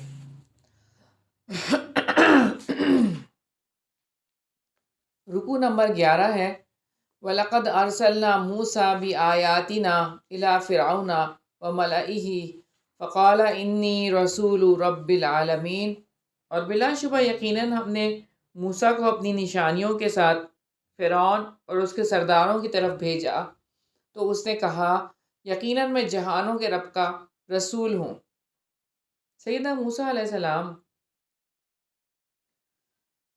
فرعون کو انہوں نے دعوت دی تھی، اور وہ رسول بنا کر بھیجے گئے تھے اور نبی بھی تھے۔ تو جب وہ ان کے پاس ہماری نشانیاں لے کر آیا تو تب وہ اس پر ہنس رہے تھے۔ یعنی ان لوگوں نے رسول ہونے کی دلیل طلب کی، اور معجزات جب دکھائے گئے تو انہوں نے جادو کہہ کر اس کو رد کر دیا اور اس طرح سے مذاق ہی بنایا۔ اور ہم انہیں کوئی نشانی نہیں دکھاتے مگر وہ اپنی جیسی نشانی سے بڑی ہوتی تھی، اور ہم نے انہیں عذاب کے ساتھ پکڑ لیا تاکہ وہ لوٹ آئیں۔ اور انہوں نے کہا اے جادوگر، اپنے رب سے ہمارے لیے دعا کرو اس عہد کی وجہ سے جو اس نے تم سے کیا، یقیناً ہم ضرور ہدایت پانے والے ہیں۔ یعنی یہاں پر ان کا انداز ہے پکارنے والا، کس قدر تکلیف دہ طریقے سے وہ انہوں نے پکارا ہے۔ یہ اکڑ ہے ان کے اندر بہت زیادہ، اور التجا کے وقت پہ بھی آپ کو ساحر کہتے ہیں، جیسا کہ تمام انبیاء کو اس لقب سے نوازا جاتا ہے۔ پھر جب ہم ان پر سے عذاب ہٹا دیتے تو اچانک وہ اپنا عہد توڑ دیتے تھے۔ اور فرعون نے اپنی قوم میں منادی کی کہ اس نے کہا کہ اے میری قوم، کیا مصر کی بادشاہت میری نہیں ہے؟ اور یہ نہریں جو میرے نیچے بہتی ہیں، تو کیا تم لوگ دیکھتے نہیں؟ یہ فرعون کا جھوٹ تھا جو اس نے اپنی قوم کے سامنے پیش کیا کہ یہ مصر کی بادشاہت میری ہے، یا میں ہی اس شخص سے بہتر ہوں جو ذلیل و حقیر ہے اور قریب نہیں کہ وہ واضح بات کرے۔ یہ فرعون کا پروپاگنڈا تھا، ورنہ سیدنا موسیٰ علیہ السلام فصیح اللسان تھے، بڑے باوقار، وجیح اور باروب تھے، تو کیوں نہیں اس پر سونے کے کنگن ڈالے گئے؟ یہ فرشتے اس کے ساتھ فرشتے اس کے ساتھ جمع کیوں نہ آئے؟ اہل مصر کا دستور تھا کہ جب کسی شخص کو اپنا سردار بناتے تو اس کو سونے کے کنگن اور توق پہنایا جاتا۔ سردار ہونے کی علامت یہ ہوتی تھی، اور فرعون نے جب اسی بات کو آگے رکھا کہ ایسا کیوں نہ ہوا، اس نے اپنی قوم کو ہلکا کر دیا تو انہوں نے اس کی اطاعت کی۔ یقیناً وہ نافرمان لوگ تھے۔ یعنی فاسق ہمیشہ شیطان کی پکار پر ہی لبیک کہتا ہے، اور قوم فاسق تھی، اس لیے فاسق کی پکار کو قبول کر لیا۔ فلما آسفونا انتقمنا منہم فاغرقناہم اجمعین، پھر جب انہوں نے ہمیں غصہ دلایا تو ہم نے ان سے انتقام لیا، چنانچہ ہم نے ان سب کو غرق کر دیا۔ تو نافرمانیوں پر اللہ تعالیٰ کی گرفت ہو جاتی ہے جب، تو پھر اس طرح سے اللہ تعالیٰ عذاب میں مبتلا کر دیتے ہیں۔ فجعلناہم سلفا ومثلا للآخرین، پھر ہم نے ان کو پیش رو اور بعد والوں کے لیے مثال بنا دیا۔ رکوع نمبر 12 ہے وَلَمَّا ضُرِبَ ابْنُ مَرْيَمَ مَثَلًا إِذَا قَوْمُكَ مِنْهُ يَصِدُّونَ، اور جب ابن مریم کی مثال دی گئی، اچانک آپ کی قوم کے لوگ اس پر شور مچا رہے تھے۔ یعنی سیدنا عیسیٰ علیہ السلام کو جو انہوں نے درجہ دیا، مشرکین مکہ اور عیسائیوں کے درمیان شرک میں مماثلت کی وجہ سے سیدنا عیسیٰ علیہ السلام ابن مریم کی مثال پر خوشی سے چیخنے لگ گئے تھے۔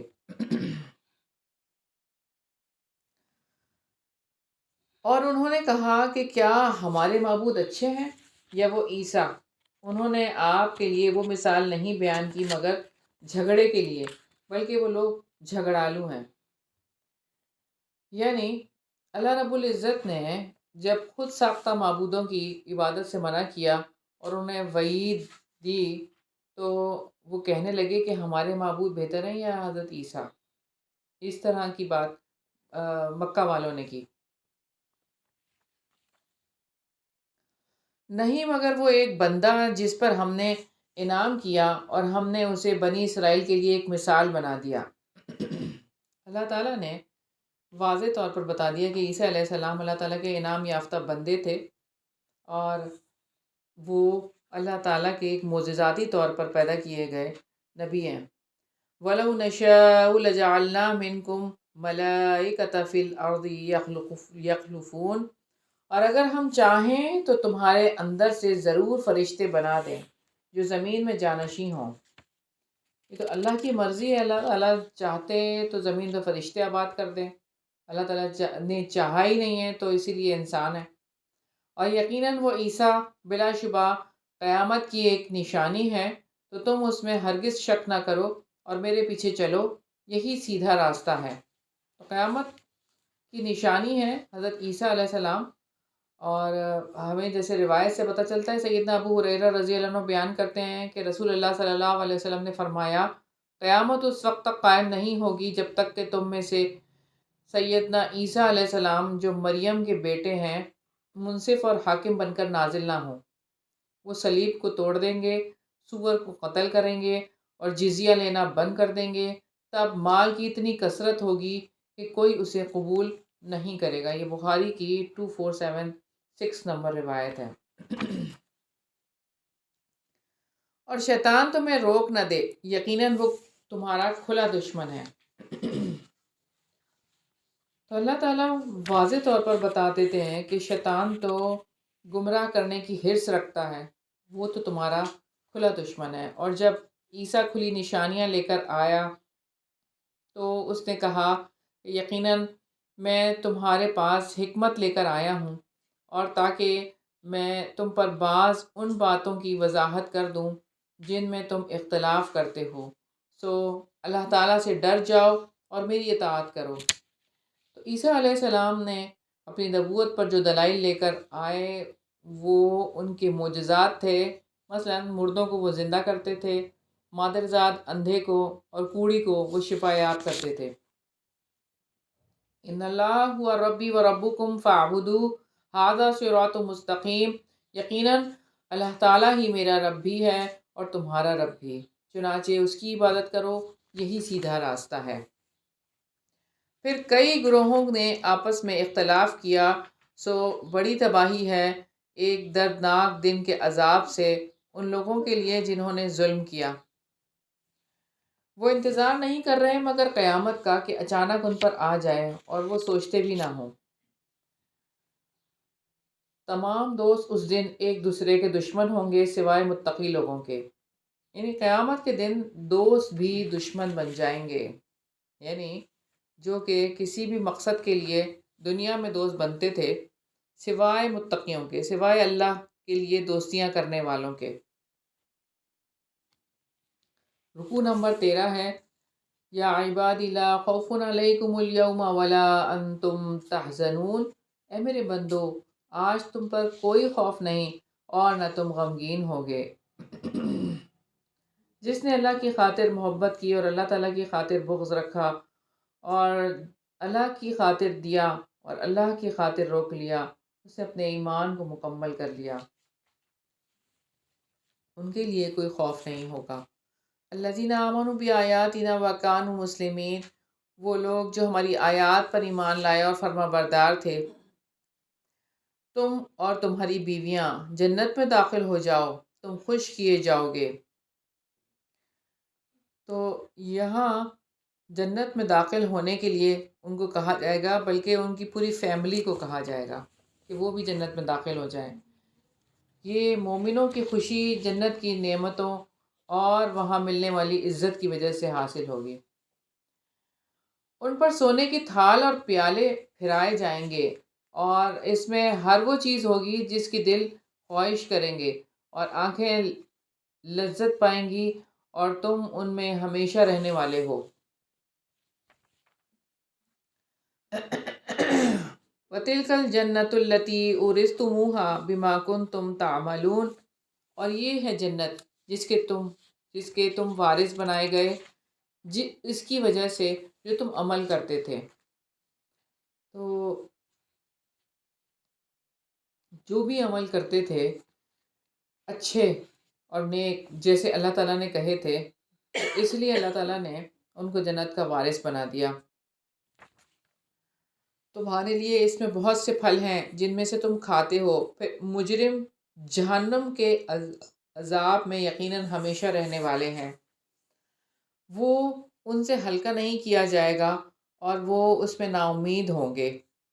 اور ہم نے ان پر ظلم نہیں کیا لیکن وہ خود ہی ظالم تھے۔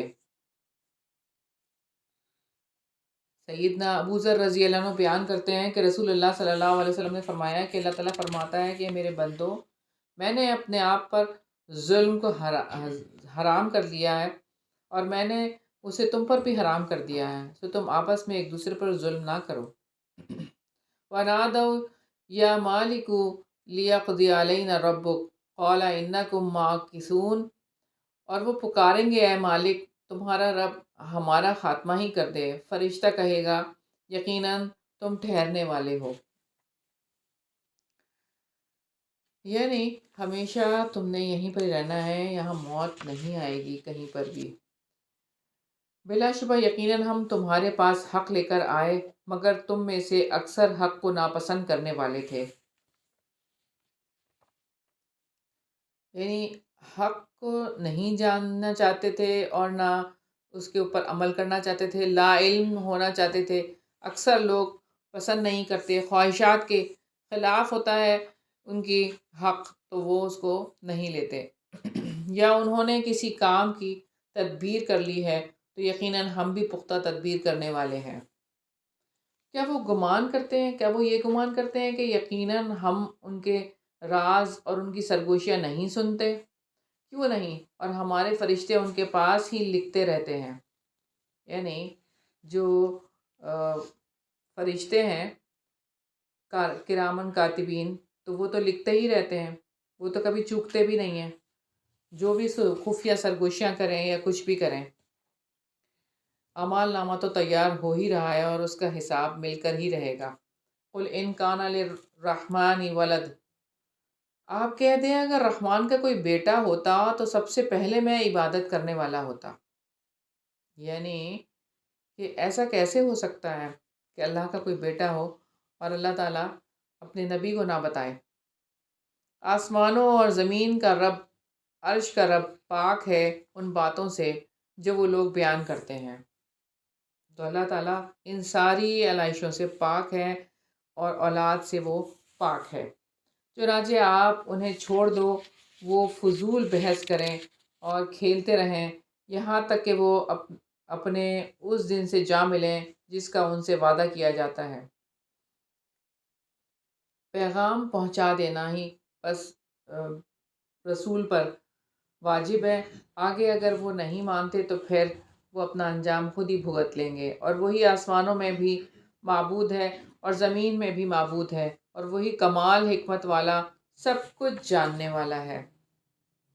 اللہ تعالیٰ ہی بہتر جانتے ہیں، اور آسمانوں اور زمین کے معبود اللہ تعالیٰ ہی ہیں، اور اللہ تعالیٰ کی ہی عبادت کی جائے۔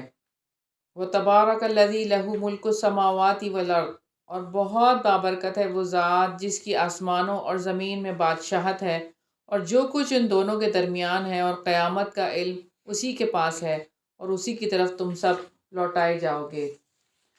وَلَا يَمْلِكُ الَّذِينَ يَدْعُونَ مِن دُونِهِ الشَّفَاعَةَ، اور اس کے سوا جن کو یہ لوگ پکارتے ہیں وہ کسی سفارش کا اختیار نہیں رکھتے مگر جو حق کے ساتھ گواہی دیں اور وہ علم بھی رکھتے ہیں۔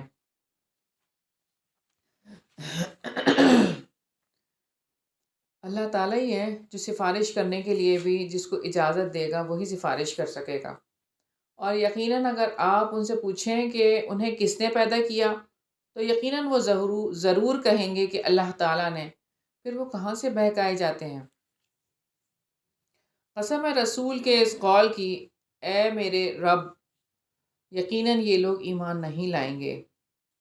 تو یہ رسول کہہ رہے ہیں، جیسے کہ ہمیں 19 پارے کے آغاز میں بھی ملتا ہے کہ رسول ہی گواہی دیں گے۔ وقال الرسول یا ربی انا قوم اتخذوا ھذا القرآن مہجورا، کہ رسول کہے گا اے میرے رب، یقیناً اس قرآن کو میری قوم نے چھوڑا ہوا بنا رکھا تھا۔ چنانچہ آپ ان سے درگزر کریں اور سلام کہہ دیں، بس جلد ہی وہ جان لیں گے۔ یعنی ان سے بالکل لا تعلقی اختیار کریں۔ مشرکوں کو جو دھمکی اللہ رب العزت نے دی وہ یہ، ان سے درگزر کریں اور ان کو سلام کہیں اور بس ختم۔ جاہلوں کے ساتھ معاملہ جیسے کرتے ہیں ویسے ان کے ساتھ معاملہ کیا جائے۔ یہاں پر ہماری سورہ زخرف مکمل ہوئی۔ اللہ تعالیٰ سے دعا ہے کہ اللہ تعالیٰ ہمیں معاف فرمائے اور اس کا فہم ہمیں عطا فرمائے۔ سورہ دخان مکی ہے، رکوع نمبر 14 ہے۔ بسم اللہ الرحمن الرحیم، حامیم والکتاب المبین، حامیم واضح کتاب کی قسم، انا انزلناہ فی لیلۃ مبارکۃ انا کنا منذرین، یقیناً ہم نے اس کو ایک بابرکت رات میں نازل کیا ہے، یقیناً ہم ڈرانے والے تھے۔ تو یہ رات کون سی رات ہے؟ لیلۃ القدر۔ اور کون سا مہینہ ہے؟ شہر رمضان الذی انزل فیہ القرآن، یہ وہ مہینہ جو رمضان کا ہے جس میں قرآن نازل کیا گیا۔ فیہا یفرق کل امر حکیم، اس رات میں ہر محکم کام کا فیصلہ صادر کیا جاتا ہے، یعنی فیصلوں والی رات لیلۃ القدر ہے۔ جو رمضان میں آتی ہے۔ رمضان کی آخری طاق راتوں میں جس رات کو تلاش کرتے ہیں وہ لیلۃ القدر، جس میں قرآن نازل ہوا، اور اسی دن اسی رات فیصلے صادر کرتے ہیں اس سال بھر کے تمام اہم کام، جیسے عمر، روزی، موت وغیرہ اس رات میں طے پاتے ہیں اور کوئی دوسری رات نہیں ہے۔ ہماری طرف سے حکم ہے، یقیناً ہم ہی رسول بھیجنے والے تھے۔ رحمتم من ربک انہ هو السمیع العلیم، آپ کے رب کی جناب سے رحمت ہے، یقیناً وہ سب کچھ سننے والا، سب کچھ جاننے والا ہے۔ رب السماوات والارض وما بینہما ان کنتم موقنین، آسمانوں کا اور زمین کا رب اور ان دونوں کے درمیان کا رب ہے اگر تم یقین کرنے والے ہو۔ لا الہ الا ہوا یحیی و یمیت ربکم و رب آبائکم الاولین، اللہ تعالیٰ کے سوا کوئی معبود نہیں، وہی زندگی دیتا ہے اور وہی موت دیتا ہے، وہ تمہارا بھی رب ہے اور تمہارے پہلے باپ دادا کا بھی رب ہے۔ تو وہ رب ہے تو خالق بھی ہے، مالک بھی، آقا بھی، مدبر بھی، وہ تربیت کرنے والا ہے اور سختیوں کو دور کرنے والا، وہی سب کو پالتا پوستا اور پروان چڑھاتا ہے، بلکہ وہ ایک شک میں کھیل رہے ہیں۔ فَارْتَقِبْ يَوْمَ تَأْتِي السَّمَاءُ بِدُخَانٍ مُبِينٍ، چنانچہ آپ انتظار کریں اس دن کا جب آسمان واضح دھواں لے آئے گا۔ تو کافروں کو دھوئیں والے دن سے آگاہ کرنے کی اللہ تعالیٰ نے یہاں پہ تنبیہ کی ہے کہ آسمان واضح دھواں لے کر آئے گا، یعنی کہ وہ دھواں آسمان کی طرف سے دکھتا ہوگا، یعنی قیامت سے پہلے۔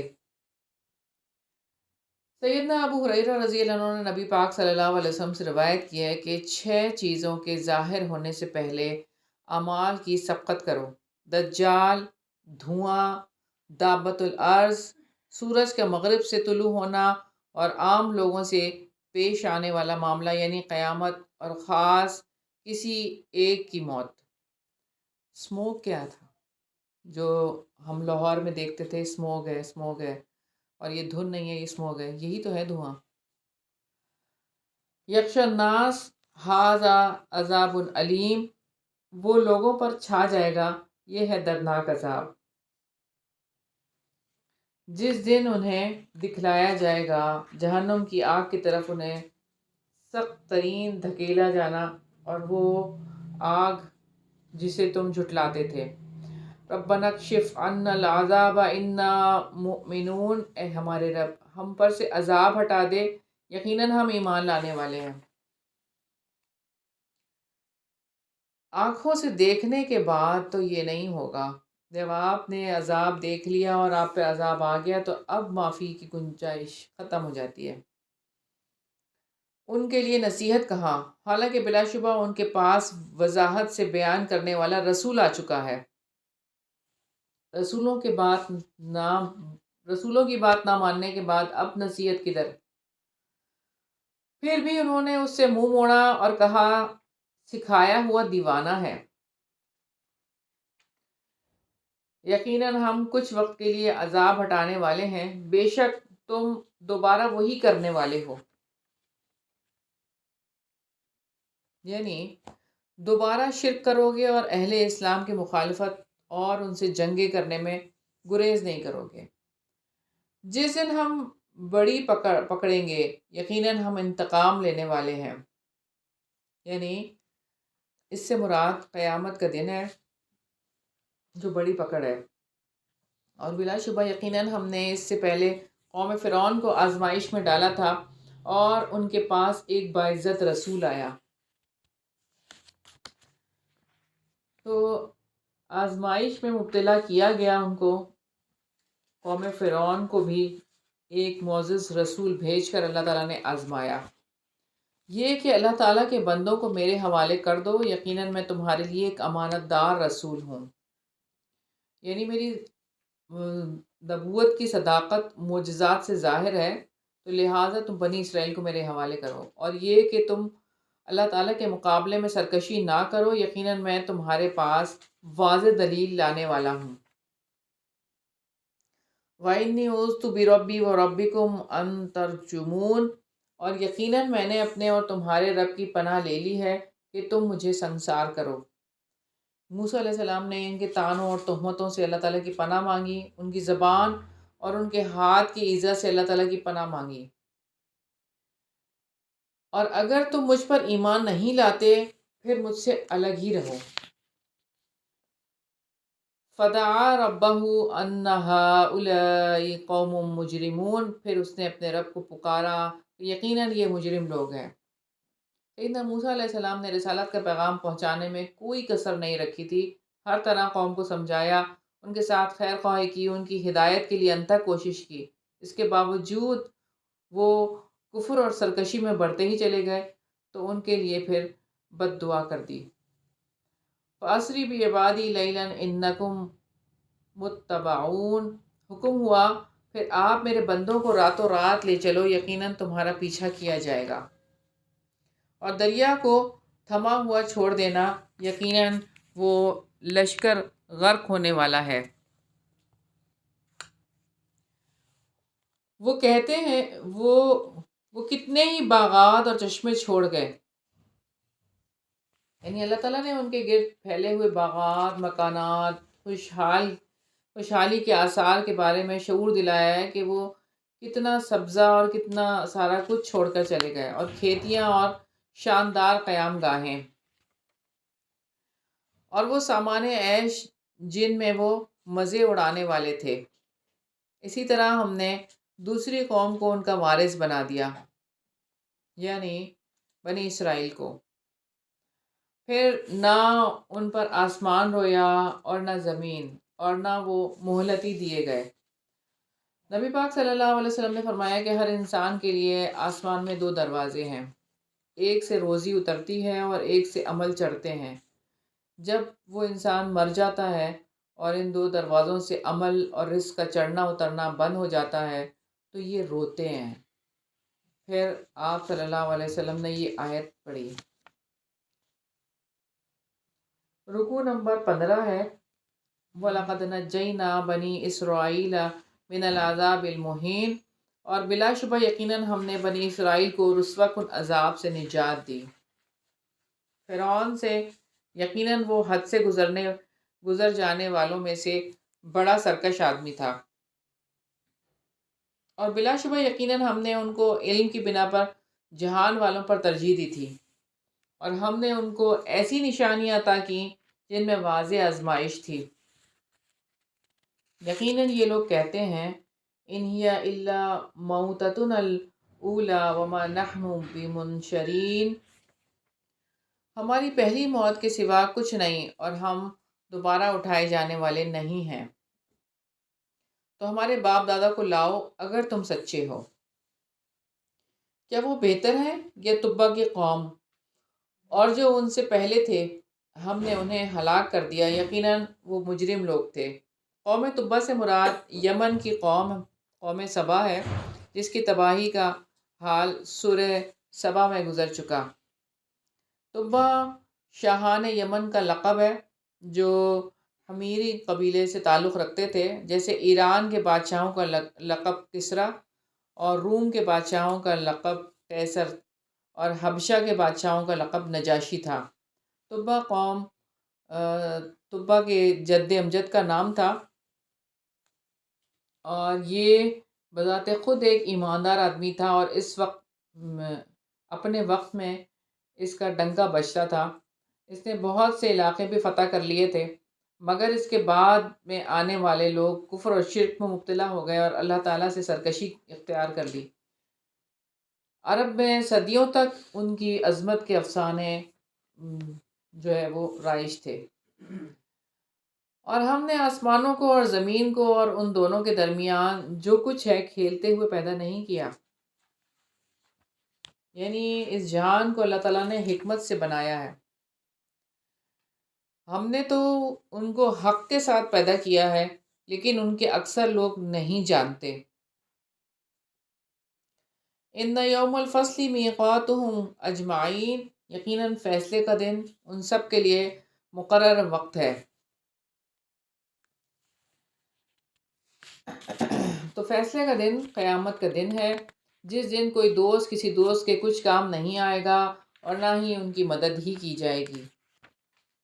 یعنی اس دن نہ کوئی دوستی نہ کوئی رشتہ داری کام آئے گی، ہر شخص اپنے کیے کا خود ذمہ دار ہوگا۔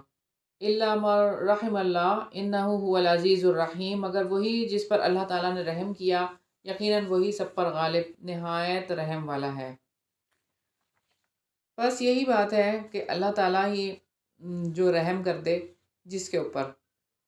رکوع نمبر 16 ہے، ان شجرۃ الزقوم، یقیناً زقوم کا درخت گناہ گار کا کھانا ہے، پگھلے ہوئے تانبے کی طرح پیٹ میں جوش مارے گا، کھولتے ہوئے پانی کے جوش مارنے کی طرح۔ پکڑو اسے، پھر اسے گھسیٹتے ہوئے جہنم کے بالکل درمیان لے جاؤ، پھر اس کے سر پر کھولتے ہوئے پانی کا کچھ عذاب انڈیل دو۔ چکھ، یقیناً تم تو بڑے زبردست بہت معزز آدمی تھے۔ سیدنا قتادہ رحمۃ اللہ علیہ فرماتے ہیں کہ آیت دشمن خدا ابو جہل کے بارے میں نازل ہوئی، جس نے یہ کہا تھا کہ کیا محمد مجھے ڈراتا اور دھمکاتا ہے؟ خدا کی قسم، ہم مکہ کے ان پہاڑوں کے درمیان بسنے والے لوگوں میں سب سے زیادہ باعزت ہیں۔ اس پر اللہ تعالیٰ نے یہ آیت نازل فرمائی۔ یقیناً یہ وہی چیز ہے جس میں تم شک کرتے تھے۔ ان المتقین فی مقام امین، بے شک متقی لوگ امن کی جگہ میں ہوں گے، فی جنات و عیون، باغوں اور چشموں میں۔ وہ باریک ریشم اور دبیز ریشم میں سے پہنیں گے، اس حال میں کہ آمنے سامنے بیٹھے ہوں گے۔ اسی طرح ہے، اور ہم ان کو بڑی بڑی آنکھوں والی حوروں سے بیاہ دیں گے، ان میں وہ ہر قسم کے پھل اطمینان سے طلب کریں گے۔ لا یذوقون فیہا الموت الا الموتۃ الاولی ووقاہم عذاب الجحیم، وہ وہاں موت کو نہ چکھیں گے سوائے پہلی موت کے، اور وہ ان کو جہنم کے عذاب سے بچا لے گا۔ آپ کے رب کی طرف سے فضل ہے، یہی بڑی کامیابی ہے۔ جہنم سے نجات دینا اللہ تعالیٰ کا احسان اور اس کا فضل ہے۔ سیدنا ابو ہریرہ رضی اللہ عنہ نے بیان کیا کہ رسول اللہ صلی اللہ علیہ وسلم نے فرمایا کہ تم میں سے کسی شخص کو اس کا عمل نجات نہیں دے سکے گا۔ صحابہ رضی اللہ عنہم نے عرض کیا کہ آپ کو بھی نہیں یا رسول اللہ صلی اللہ علیہ وسلم؟ فرمایا مجھے بھی نہیں، سوائے اس کے کہ اللہ تعالیٰ مجھے اپنی رحمت کے سائے میں لے لے۔ بس تم کو چاہیے کہ درستی کے ساتھ عمل کرو اور میانہ روی اختیار کرو، اور صبح و شام اسی طرح رات کو ذرا سا چلا کرو، منزل مقصود کو پہنچ جاؤ گے۔ پھر یقیناً ہم نے اسے آپ کی زبان میں آسان کر دیا ہے تاکہ یہ لوگ نصیحت حاصل کریں۔ فارتقب انہم مرتقبون، پھر آپ بھی انتظار کریں، یقیناً وہ بھی انتظار کرنے والے ہیں۔ یعنی اگر لوگ اب بھی قرآن نہیں مانتے، اس کو جھٹلاتے ہیں، تو بس یہ تنبیہ ہے، اور اب آپ انتظار کریں، وہ بھی انتظار کریں کہ کب وہ وقت آئے گا اور ان کو ان کا انجام پتہ چل جائے گا۔ تو یہاں ہماری سورہ دخان مکمل ہوئی۔ اللہ تعالیٰ سے دعا ہے کہ اللہ تعالیٰ اس کا فہم عطا فرمائے۔ سورہ جاسیہ ہے، سورہ جاسیہ مکی ہے، رکوع نمبر 17 ہے۔ بسم اللہ الرحمن الرحیم، اللہ تعالیٰ کے نام سے جو وسیع رحمت والا نہایت رحم والا ہے۔ حامیم، تنزیل الکتاب من اللہ العزیز الحکیم۔ حامیم، اس کتاب کا نزول اللہ تعالیٰ کی طرف سے ہوا ہے جو سب پر غالب کمال حکمت والا ہے۔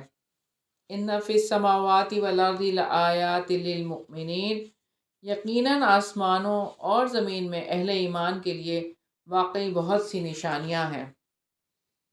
اور تمہاری اپنی پیدائش میں اور ان جانوروں میں جنہیں وہ زمین میں پھیلاتا ہے، نشانیاں ہیں ان لوگوں کے لیے جو یقین رکھتے ہیں، اور رات اور دن کے بدلنے میں، اور جو اللہ تعالیٰ نے آسمان سے رزق نازل کیا، پھر اس کے ذریعے زمین کو اس کی موت کے بعد زندہ کر دیا، اور ہواؤں کے پھیرنے میں بہت سی نشانیاں ہیں ان لوگوں کے لیے جو عقل سے کام لیتے ہیں۔ یہ اللہ تعالیٰ کی آیات ہیں جنہیں ہم حق کے ساتھ آپ کو پڑھ کر سناتے ہیں۔ اب اللہ تعالیٰ اور اس کی آیات کے بعد کس بات پر یہ ایمان لائیں گے؟ یعنی اور کون سی بات ہوگی جن پر یہ ایمان لاتے ہیں؟ مشرک قرآن سن کر ایمان نہیں لاتے تو پھر اب اور کس پر ایمان لے کر آئیں گے؟ توحید کے دلائل کو تسلیم نہیں کرتے۔ ہر سخت جھوٹے گناہگار کے لیے بڑی ہلاکت ہے۔ یسمع آیات اللہ تتلا علیہ ثم یسر مستکبرا کأن لم یسمعها۔ جو اللہ تعالیٰ کی آیات سنتا ہے، جب وہ اس کے سامنے پڑھی جاتی ہیں پھر تکبر کر کے اصرار کرتا ہے گویا اس نے انہیں سنا ہی نہیں۔ چنانچہ آپ ایسے شخص کو دردناک عذاب کی خوشخبری دے دیں۔ نہیں، اللہ تعالیٰ ایسے شخص کے لیے عذاب کی خوشخبری دینے کے لیے کہہ رہے ہیں کہ جو سن کے بھی سنی کر دیتے ہیں اور اس کے اثرات قبول نہیں کرتے۔ تکبر ہے اتنا زیادہ، غرور اور اکڑ ہے۔ اور جب ہماری آیات میں سے کچھ بھی جان لیتا ہے تو وہ اس کا مذاق بنا لیتا ہے۔ یہی لوگ ہیں جن کے لیے توہین آمیز عذاب ہے۔ تو ایسا شخص اپنی کم عقلی اور کم فہمی کی وجہ سے مذاق اڑاتا ہے، اور نافرمانی کی وجہ سے اور تکبر کی وجہ سے ایسا کرتا ہے۔ ان کے آگے جہنم ہے، اور جو انہوں نے کمایا اس میں سے کچھ بھی ان کے کام نہیں آئے گا، اور نہ ہی وہ جن کو انہوں نے اللہ تعالیٰ کے سوا اپنا حمایتی بنا لیا تھا، اور ان کے لیے بڑا عذاب ہے۔ نہ ان کے حمایتی، نہ ان کے معبود، کوئی بھی چیز ان کے کچھ بھی کام نہیں آئے گی۔ ھذا ھدی والذین کفروا بآیات ربہم لہم عذاب من رجز علیم۔ یہ ہدایت ہے، اور جن لوگوں نے اپنے رب کی آیات سے کفر کیا ان کے لیے بدترین قسم کا دردناک عذاب ہے۔ رکوع نمبر 18 ہے۔ اللہ الذی سخر لکم البحر لتجری الفلک فیہ بامرہ وَلِتَبْتَغُوا مِن فَضْلِهِ وَلَعَلَّكُمْ تَشْكُرُونَ۔ اللہ تعالیٰ ہی وہ ذات ہے جس نے تمہارے لیے سمندر کو مسخر کیا تاکہ اس کے حکم سے اس میں جہاز چلیں، اور تاکہ تم اس کا کچھ فضل تلاش کرو، اور تاکہ تم شکر گزار بنو۔ جو کچھ آسمانوں میں ہے اور جو کچھ زمین میں ہے، سب کو اس نے اپنی طرف سے تمہارے لیے مسخر کیا۔ یقیناً اس میں بہت سی نشانیاں ہیں ان لوگوں کے لیے جو غور و فکر کرتے ہیں۔ کائنات کو اللہ تعالیٰ نے انسان کے لیے مسخر کیا تاکہ وہ لوگ اس میں غور و فکر کریں، اور جس طرح سے اللہ تعالیٰ نے سورج، چاند، ستارے، پہاڑ، دریا، حیوانات، معدنیات، نباتات اور بے شمار اشیاء انسان کے لیے یہ ساری اشیاء مسخر کر دیں۔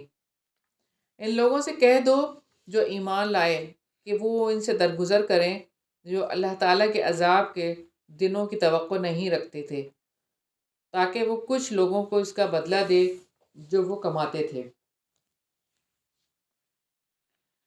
تو رب العزت نے اس آیت میں حکم دیا ہے کہ ان لوگوں کی ایذا رسائیوں پر صبر کرو، اللہ تعالیٰ کے عذاب کا یقین جو نہیں رکھتے، اللہ تعالیٰ ان کی نعمتوں کے حصول کی جو کوشش نہیں کرتے۔ من عمل صالحا فلنفسه ومن اساء فعلیہا ثم الی ربکم ترجعون۔ جس نے کوئی نیک عمل کیا تو اس کے اپنے ہی لیے ہے، اور جس نے برائی کی تو اس کا وبال اسی پر ہے، پھر تم اپنے رب کی طرف لوٹائے جاؤ گے۔ تو جو نیکی بھی کریں گے وہ اپنے لیے ہی ہوگی۔ اللہ تعالیٰ نے ترغیب دلائی ہے نیکی اور برائی کے لیے کہ نیکی کرو گے تو وہ بھی تمہارے لیے، برائی کرو گے تو وہ بھی تمہارے لیے۔ اور بلا شبہ یقیناً ہم نے بنی اسرائیل کو کتاب اور حکم اور نبوت دی، اور ہم نے انہیں پاکیزہ چیزوں میں سے رزق عطا کیا، اور ہم نے انہیں جہانوں پر فضیلت بخشی، اور ہم نے انہیں دین کے بارے میں کھلے احکامات دیے، پھر انہوں نے اختلاف نہیں کیا مگر اس کے بعد کہ ان کے پاس علم آ گیا تھا آپس میں ضد کی وجہ سے۔ یقیناً آپ کا رب قیامت کے دن ان کے درمیان ان چیزوں میں فیصلہ کر دے گا جن میں وہ اختلاف کرتے تھے۔ یعنی رب العزت نے تورات اور انجیل عطا فرمائی، ان کے پاس دین کی روشن دلیلیں بھی بھیجی، پھر بھی اور یہ جہالت کی وجہ سے اختلافات جو جو جاہل ہے اور اس کے پاس علم نہیں ہے، اور جب اس کے پاس علم آ جاتا ہے تو وہ اختلاف دور ہو جاتا ہے، لیکن کوئی تعصب کی وجہ سے اختلاف کرے تو وہ اختلاف کبھی بھی دور نہیں ہوتا، اس کا فیصلہ قیامت میں ہی ہوگا۔ پھر ہم نے آپ کو دین کے معاملے میں ایک شریعت واضح راستے پر کر دیا ہے، چنانچہ آپ اسی کی پیروی کریں اور ان لوگوں کی خواہشات کی پیروی نہ کریں جو علم نہیں رکھتے۔ بلا شبہ یہ لوگ اللہ تعالیٰ کے مقابلے میں آپ کے کچھ بھی کام نہیں آئیں گے، اور یقیناً ظالم ایک دوسرے کے دوست ہیں اور اللہ تعالیٰ متقیوں کا دوست ہے۔ تو اللہ تعالیٰ سے جو ڈر کر رہے گا اللہ تعالیٰ اس کا دوست ہو جائے گا، جو اللہ تعالیٰ کی بات پہ یقین رکھے گا۔ ھذا بصائر للناس وہدی ورحمۃ لقوم یوقنون، یہ لوگوں کے لیے بصیرت افروز دلائل ہیں اور ان لوگوں کے لیے ہدایت اور رحمت ہے جو یقین رکھتے ہیں۔ تو قرآن مجید میں ایسے دلائل ہیں جو دین کے احکامات سے متعلق ہیں، اور یہ زندگی جس کی وجہ سے آسان ہو جاتی ہے۔ ام حسب الذین طرحوا السیئات، کیا جن لوگوں نے برائیوں کا ارتکاب کیا ہے انہوں نے یہ سمجھ رکھا ہے کہ ہم انہیں ان لوگوں کی مانند بنا دیں گے جو ایمان لائے اور جنہوں نے نیک عمل کیے کہ ان کا جینا اور مرنا برابر ہو جائے، بہت برا ہے جو وہ فیصلہ کر رہے ہیں۔ رکوع نمبر 19 ہے۔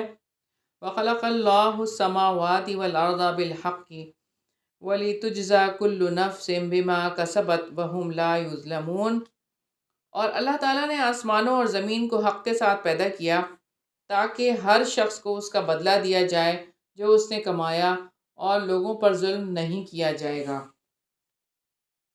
قیامت کے دن ہر ایک کو اس کے اعمال کا پورا بدلہ دیا جائے گا، وہ اس دن یکساں سلوک نہیں ہوگا، جو جیسا عمل کر کے لائے گا اس کو اسی کے حساب سے بدلہ دیا جائے گا۔ افرائیت من اتخذ الہہ ہواہ واضلہ اللہ علی علم، پھر کیا تم نے اس شخص کو دیکھا جس نے اپنی خواہش نفس کو اپنا معبود بنا رکھا ہے، اور اللہ تعالیٰ نے اس کے علم کے باوجود اسے گمراہی میں ڈال دیا، اور اس کے کان اور اس کے دل پر مہر لگا دی، اور اس کی آنکھ پر پردہ ڈال دیا، پھر اللہ تعالیٰ کے بعد اب کون اسے ہدایت دے گا؟ تو کیا تم لوگ کوئی سبق حاصل نہیں کرتے؟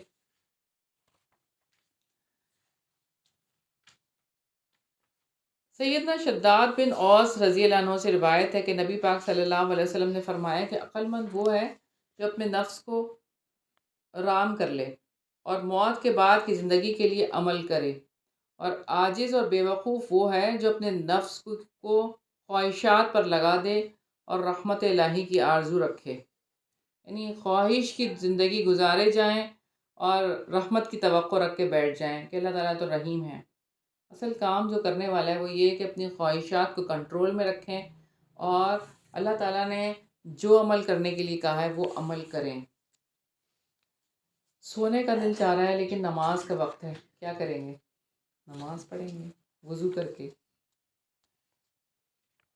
اور انہوں نے کہا کہ یہی بس ہماری دنیا کی زندگی ہے، اسی میں ہم مرتے ہیں اور ہم جیتے ہیں، اور ہمیں زمانے کے سوا کوئی ہلاک نہیں کرتا، حالانکہ اس بارے میں انہیں کوئی علم نہیں، وہ محض گمان کی باتیں کرتے ہیں۔ حدیث قدسی ہے، نبی پاک صلی اللہ علیہ وسلم نے فرمایا کہ اللہ تعالیٰ فرماتا ہے کہ ابن آدم مجھے ایذا پہنچاتا ہے جب وہ زمانے کو برا بھلا کہتا ہے، حالانکہ زمانہ بجائے خود کوئی چیز نہیں ہے، میں زمانہ ہوں، میرے ہاتھ میں سارے اختیارات ہیں، رات اور دن بھی میں پھیرتا ہوں۔ وَإِذَا تُتْلَى عَلَيْهِمْ آيَاتُنَا بَيِّنَاتٍ مَا كَانَ حُجَّتُهُمْ إِلَّا أَن قَالُوا ائْتُوا بِآبَائِنَا إِن كُنتُمْ صَادِقِينَ، اور جب ہماری واضح آیات انہیں پڑھ کر سنائی جاتی ہیں تو ان کے پاس کوئی دلیل اس کے سوا نہیں ہوتی کہ وہ کہتے ہیں کہ ہمارے باپ دادا کو لے آؤ اگر تم سچے ہو۔ آپ کہہ دیں اللہ تعالیٰ تمہیں زندگی دیتا ہے، پھر وہی تمہیں موت دے گا، پھر وہی تمہیں قیامت کے دن جمع کرے گا جس میں کوئی شک نہیں، لیکن اکثر لوگ نہیں جانتے۔ تو اللہ تعالیٰ نے فرمایا کہ قیامت کے دن میں کوئی شک نہیں، لیکن اکثر لوگ علم نہیں رکھتے۔ رکوع نمبر 20 ہے، وَلِلَّهِ مُلْكُ السَّمَاوَاتِ وَالْأَرْضِ وَيَوْمَ تَقُومُ السَّاعَةُ يَوْمَئِذٍ يَخْسَرُ الْمُبْطِلُونَ، اور آسمانوں اور زمین کی بادشاہت اللہ تعالیٰ کے لیے ہے، اور جس دن قیامت قائم ہوگی اس دن اہل باطل خسارہ پائیں گے۔ تو قیامت برپا ہوگی تو انکار کرنے والے خسارے میں پڑ جائیں گے۔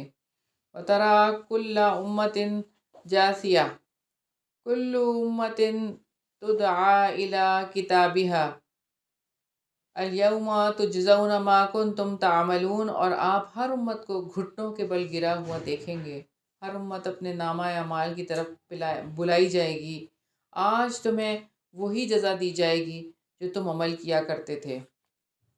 اعمال کی طرف بلائی جائے گی امت، ہر امت، اور وہ قیامت کی دہشت انگیزیوں کی جو ہے وہ یہاں پر بیان ہے کہ یہ حساب کتاب کا وقت ہوگا، اور قیامت کے دن ہر کوئی اسی طرح سے گرا ہوا ہوگا، یعنی جسارت ہی نہیں ہو رہی ہوگی کھڑے ہونے کی بھی، پکار پکار کر ان کا عمل نامہ ان کو دیا جائے گا اس دن پہ۔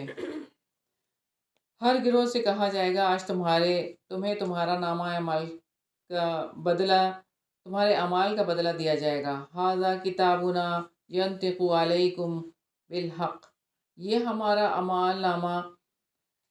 نامہ اعمال جو تمہارے خلاف حق کے ساتھ بول رہا ہے، یقیناً ہم لکھواتے جاتے تھے جو کچھ بھی تم عمل کیا کرتے تھے۔ پھر وہ لوگ جو ایمان لائے اور جنہوں نے نیکیاں کی ہیں سو ان کا رب انہیں اپنی رحمت میں داخل کرے گا، یہی واضح کامیابی ہے۔ وَأَمَّا الَّذِينَ كَفَرُوا أَفَلَمْ تَكُنْ آيَاتِي تُتْلَى عَلَيْكُمْ، اور رہے وہ لوگ جنہوں نے کفر کیا، ان سے کہا جائے گا تو کیا میری آیات تمہیں پڑھ کر سنائی نہیں جاتی تھیں؟ پھر تم نے تکبر کیا اور تم لوگ مجرم تھے۔ اور جب کہا جاتا تھا کہ یقیناً اللہ تعالیٰ کا وعدہ سچا ہے اور قیامت میں کوئی شک نہیں، تو تم کہتے تھے ہم نہیں جانتے کہ قیامت کیا ہوتی ہے، ہم تو ایک معمولی گمان رکھتے ہیں اور ہم پورا یقین کرنے والے نہیں ہیں۔ اور جو کچھ انہوں نے کیا اس کی برائیاں ان پر ظاہر ہو جائیں گی اور انہیں وہی گھیر لے گا جس کا وہ مذاق اڑاتے تھے۔ تو قیامت کا عذاب جس کا وہ مذاق اڑاتے تھے اسی میں وہ گھر جائیں گے، اور کہا جائے گا آج ہم تمہیں بھلا دیتے ہیں جس طرح تم اپنے اس دن کی ملاقات کو بھول گئے تھے، اور تمہارا ٹھکانہ آگ ہے اور تمہارا کوئی مددگار نہیں۔ سیدنا ابو ہریرہ رضی اللہ عنہ بیان کرتے ہیں کہ رسول اللہ صلی اللہ علیہ وسلم نے فرمایا کہ اللہ تعالیٰ اپنے بعض بندوں سے قیامت کے دن فرمائے گا، اے فلاں، بھلا میں نے تجھے عزت نہیں دی تھی اور تجھے سردار نہیں بنایا تھا، اور تجھے بیوی نہیں دی تھی اور گھوڑوں اونٹوں اور ان کو تیرا مطیع نہیں کیا تھا، اور میں نے تجھے چھوڑا کہ تو حکومت کرتا تھا اور چوتھا حصہ بطور ٹیکس لیتا تھا۔ بندہ کہے گا کیوں نہیں؟ آپ نے فرمایا، اللہ تعالیٰ فرمائے گا کہ کیا تو مجھ سے ملاقات کرنے کی امید رکھتا تھا؟ وہ کہے گا نہیں، تو اللہ تعالیٰ فرمائے گا کہ میں بھی تجھے بھول جاؤں گا، تو جیسے تو مجھے بھول گیا تھا۔ اس کی وجہ یہ ہے کہ تم نے اللہ تعالیٰ کی آیات کا مذاق بنایا تھا اور دنیا کی زندگی نے تمہیں دھوکہ دیا تھا، چنانچہ آج نہ ہی وہ اس سے نکالے جائیں گے اور نہ ہی ان سے توبہ کا مطالبہ کیا جائے گا۔ فَلِلَّهِ الْحَمْدُ رَبِّ السَّمَاوَاتِ وَرَبِّ الْأَرْضِ رَبِّ الْعَالَمِينَ، بس تمام تعریف اللہ تعالیٰ کے لیے ہے جو رب ہے آسمانوں کا اور رب ہے زمین کا اور رب ہے تمام جہانوں کا۔ یقیناً اللہ تعالیٰ ہر حال میں حمد کے لائق ہے، اور یہاں اللہ تعالیٰ کی حمد کی بات ہے اس لیے کی گئی ہے کہ اللہ تعالیٰ کسی کے ایمان اور اعمال صالح کی اللہ تعالیٰ کو کسی کی ضرورت نہیں ہے، اور انسان ہی محتاج ہے اور اللہ تعالیٰ بے نیاز ہے۔ تمام جہان جو ہے اللہ تعالیٰ کا ہے، اسی کا شکر ادا کرنا ہے، تعریف اسی کی بیان کرنی ہے۔ وَلَهُ الْكِبْرِيَاءُ فِي السَّمَاوَاتِ وَالْأَرْضِ وَهُوَ الْعَزِيزُ الْحَكِيمُ، اور آسمانوں اور زمین میں اسی کے لیے بڑائی ہے اور وہی سب پر غالب کمال حکمت والا ہے۔ تو یہاں پر ہمارا پارہ مکمل ہوا۔ الحمدللہ الذی بنعمتہ تتم الصالحات، اللہ تعالیٰ کی توفیق سے ہی یہ سارے کام اور معاملات ہوتے ہیں، اور اللہ تعالیٰ سے دعا ہے کہ اللہ تعالیٰ اس کی کوتاہی میں، اس کی ادائیگی میں کوئی کوتاہی ہو تو اسے معاف کرے، درگزر کرے، اور اس کا فہم، سچا فہم ہم سب کو عطا فرمائے۔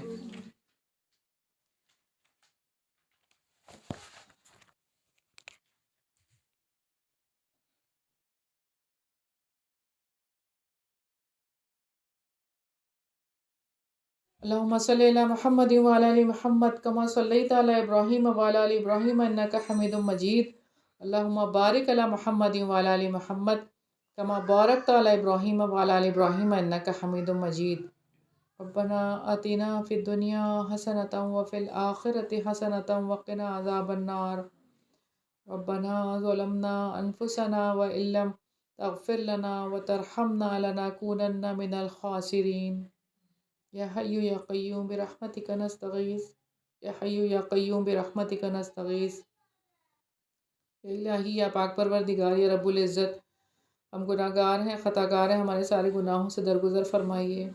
یا پاک پروردگار، جو بھی گناہ ہم نے کیے ہیں الہی، جو بھی دکھا کر دیے، جان بوجھ کے کر دیے الہی، جو چھپا کر دیے، جو انجانے میں ہو گئے الہی، سارے گناہوں سے درگزر فرما دیجئے۔ یا پاک پروردگار، یا رب العزت، اس رمضان میں ہماری معافی کے پروانے جاری کر دیجئے۔ یا الہی ہمیں خوب عبادت کرنے والا بنا دے۔ یا الہی ایسی عبادت جو آپ قبول کر لیں۔ یا الہی ہماری ساری عبادات کو قبول فرما لے۔ یا پاک پروردگار، ہمارے دلوں کو پاک صاف کر دے۔ یا الہی ہمارا ہر عمل اخلاص کے ساتھ ہو۔ یا الہی ہمارے اندر اخلاص کو بھر دے۔ یا الہی نفاق ہمارے اندر سے نکال دے۔ یا رب العزت، یا رب ذوالجلال والاکرام، جو ہمارے بہت ہی پیارے آپ کے پاس آ گئے ہیں، ان کی مغفرت فرمانا، ان کو جنت الفردوس میں اعلیٰ مقام عطا فرمانا۔ یا الہی امت الرحمن کی بہن کے لیے خصوصی دعا، الہی ان کی مغفرت فرمانا، ان کو جنت میں اعلیٰ مقام عطا فرمانا۔ یا الہی ان کو دنیا کے گھر سے بہترین گھر عطا فرمانا، دنیا کے گھر والوں سے بہترین گھر والے عطا فرمانا۔ یا رب العزت، یا رب ذوالجلال والاکرام، ان کے پیچھے جو ان کے لواحقین ہیں ان کو صبر جمیل عطا فرمانا۔ یا رب العزت، ان کی اولادوں کو ان کے لیے بہترین صدقہ جاریہ بنانا۔ یا پاک پروردگار، ہمیں اپنے والدین کے لیے بہترین صدقہ جاریہ بنانا۔ الہی ہماری اولادوں کو ہمارے لیے بہترین صدقہ جاریہ بنانا۔ یا رب العزت، یا رب ذوالجلال والاکرام، یا الہی ہمیں، ہماری اولادوں کو، ہمارے نوجوانوں کو نماز قائم کرنے والا بنا۔ یا الہی مساجد کی محبت عطا فرما۔ یا الہی، یا رب العزت، یا رب ذوالجلال والاکرام، اس قرآن کے مشن کا ہمیں فرد بنا دے۔ یا الہی ہمیں چن لے۔ یا الہی ہمیں اس کام کے لیے چن لے۔ یا رب العزت، یا رب ذوالجلال والاکرام، یہاں پر جتنے بھی حاضرین ہیں ان کے دلوں میں جو بھی دعائیں الہی ان سب کی دعاؤں کو قبول فرما لے۔ یا الہی، یا پاک پروردگار، ان پر اور ان کے گھر والوں پر اپنی رحمتیں اور برکتیں نازل فرما۔ یا رب العزت، یا رب ذوالجلال والاکرام، ان کا آنا جانا قبول فرما، ان کے ہر ہر قدم پر کروڑوں نیکیاں لکھتے۔ یا رب العزت، یا رب ذوالجلال والاکرام، جو جوان بچے اور بچیاں شادی کے قابل ہیں ان کے نیک صالح جوڑے بنا دے، جلد از جلد ان کی شادیاں کروا دے۔ یا الہی، جو بے اولاد ہیں ان کو نیک صالح اولاد عطا فرما، جن کے پاس بیٹیاں ہیں انہیں نیک صالح بیٹے عطا فرما۔ یا الہی، یا پاک پروردگار، یا رب العزت، یا رب ذوالجلال والاکرام، جو کوئی بیماری میں ہے، تکلیف میں ہے، تنگی میں ہے، الہی ان سب کی بیماریوں، تنگیوں، تکلیفوں کو دور فرما دے۔ یا رب العزت، مسلمانوں پر اپنی رحمت خاص کر دے۔ یا الہی، فلسطین کے مسلمانوں پر اپنی رحمت کر دے۔ یا پاک پروردگار، یا رب العزت، یا رب ذوالجلال والاکرام، مسلمان جہاں کہیں پر بھی تکلیف میں الہی ان کی تکلیفوں کو دور کر دے۔ اے الہی، ان کو ثابت قدمی عطا فرما۔ یا رب العزت، کافروں کو نیست و نابود کر دے۔ یا پاک پروردگار، ان کی چال بیکار کر دے۔ یا الہی، یا رب العزت، یا رب ذوالجلال والاکرام، پاکستان پر اپنی رحمت خاص کر دے، ہمیں نیک صالح حکمراں دے دے۔ یا الہی، ہمیں بحیثیت قوم کے الہی ہمیں نیک صالح بنا۔ یا رب العزت، جو دعائیں مانگی ہیں، جو دعائیں مانگنے سے رہ گئی ہیں، تمام دعاؤں کو قبول فرما لے۔ ربنا تقبل منا انک انت السمیع العلیم وتب علینا انک انت التواب الرحیم برحمتک یا ارحم الراحمین۔ الہی آمین، الہی آمین۔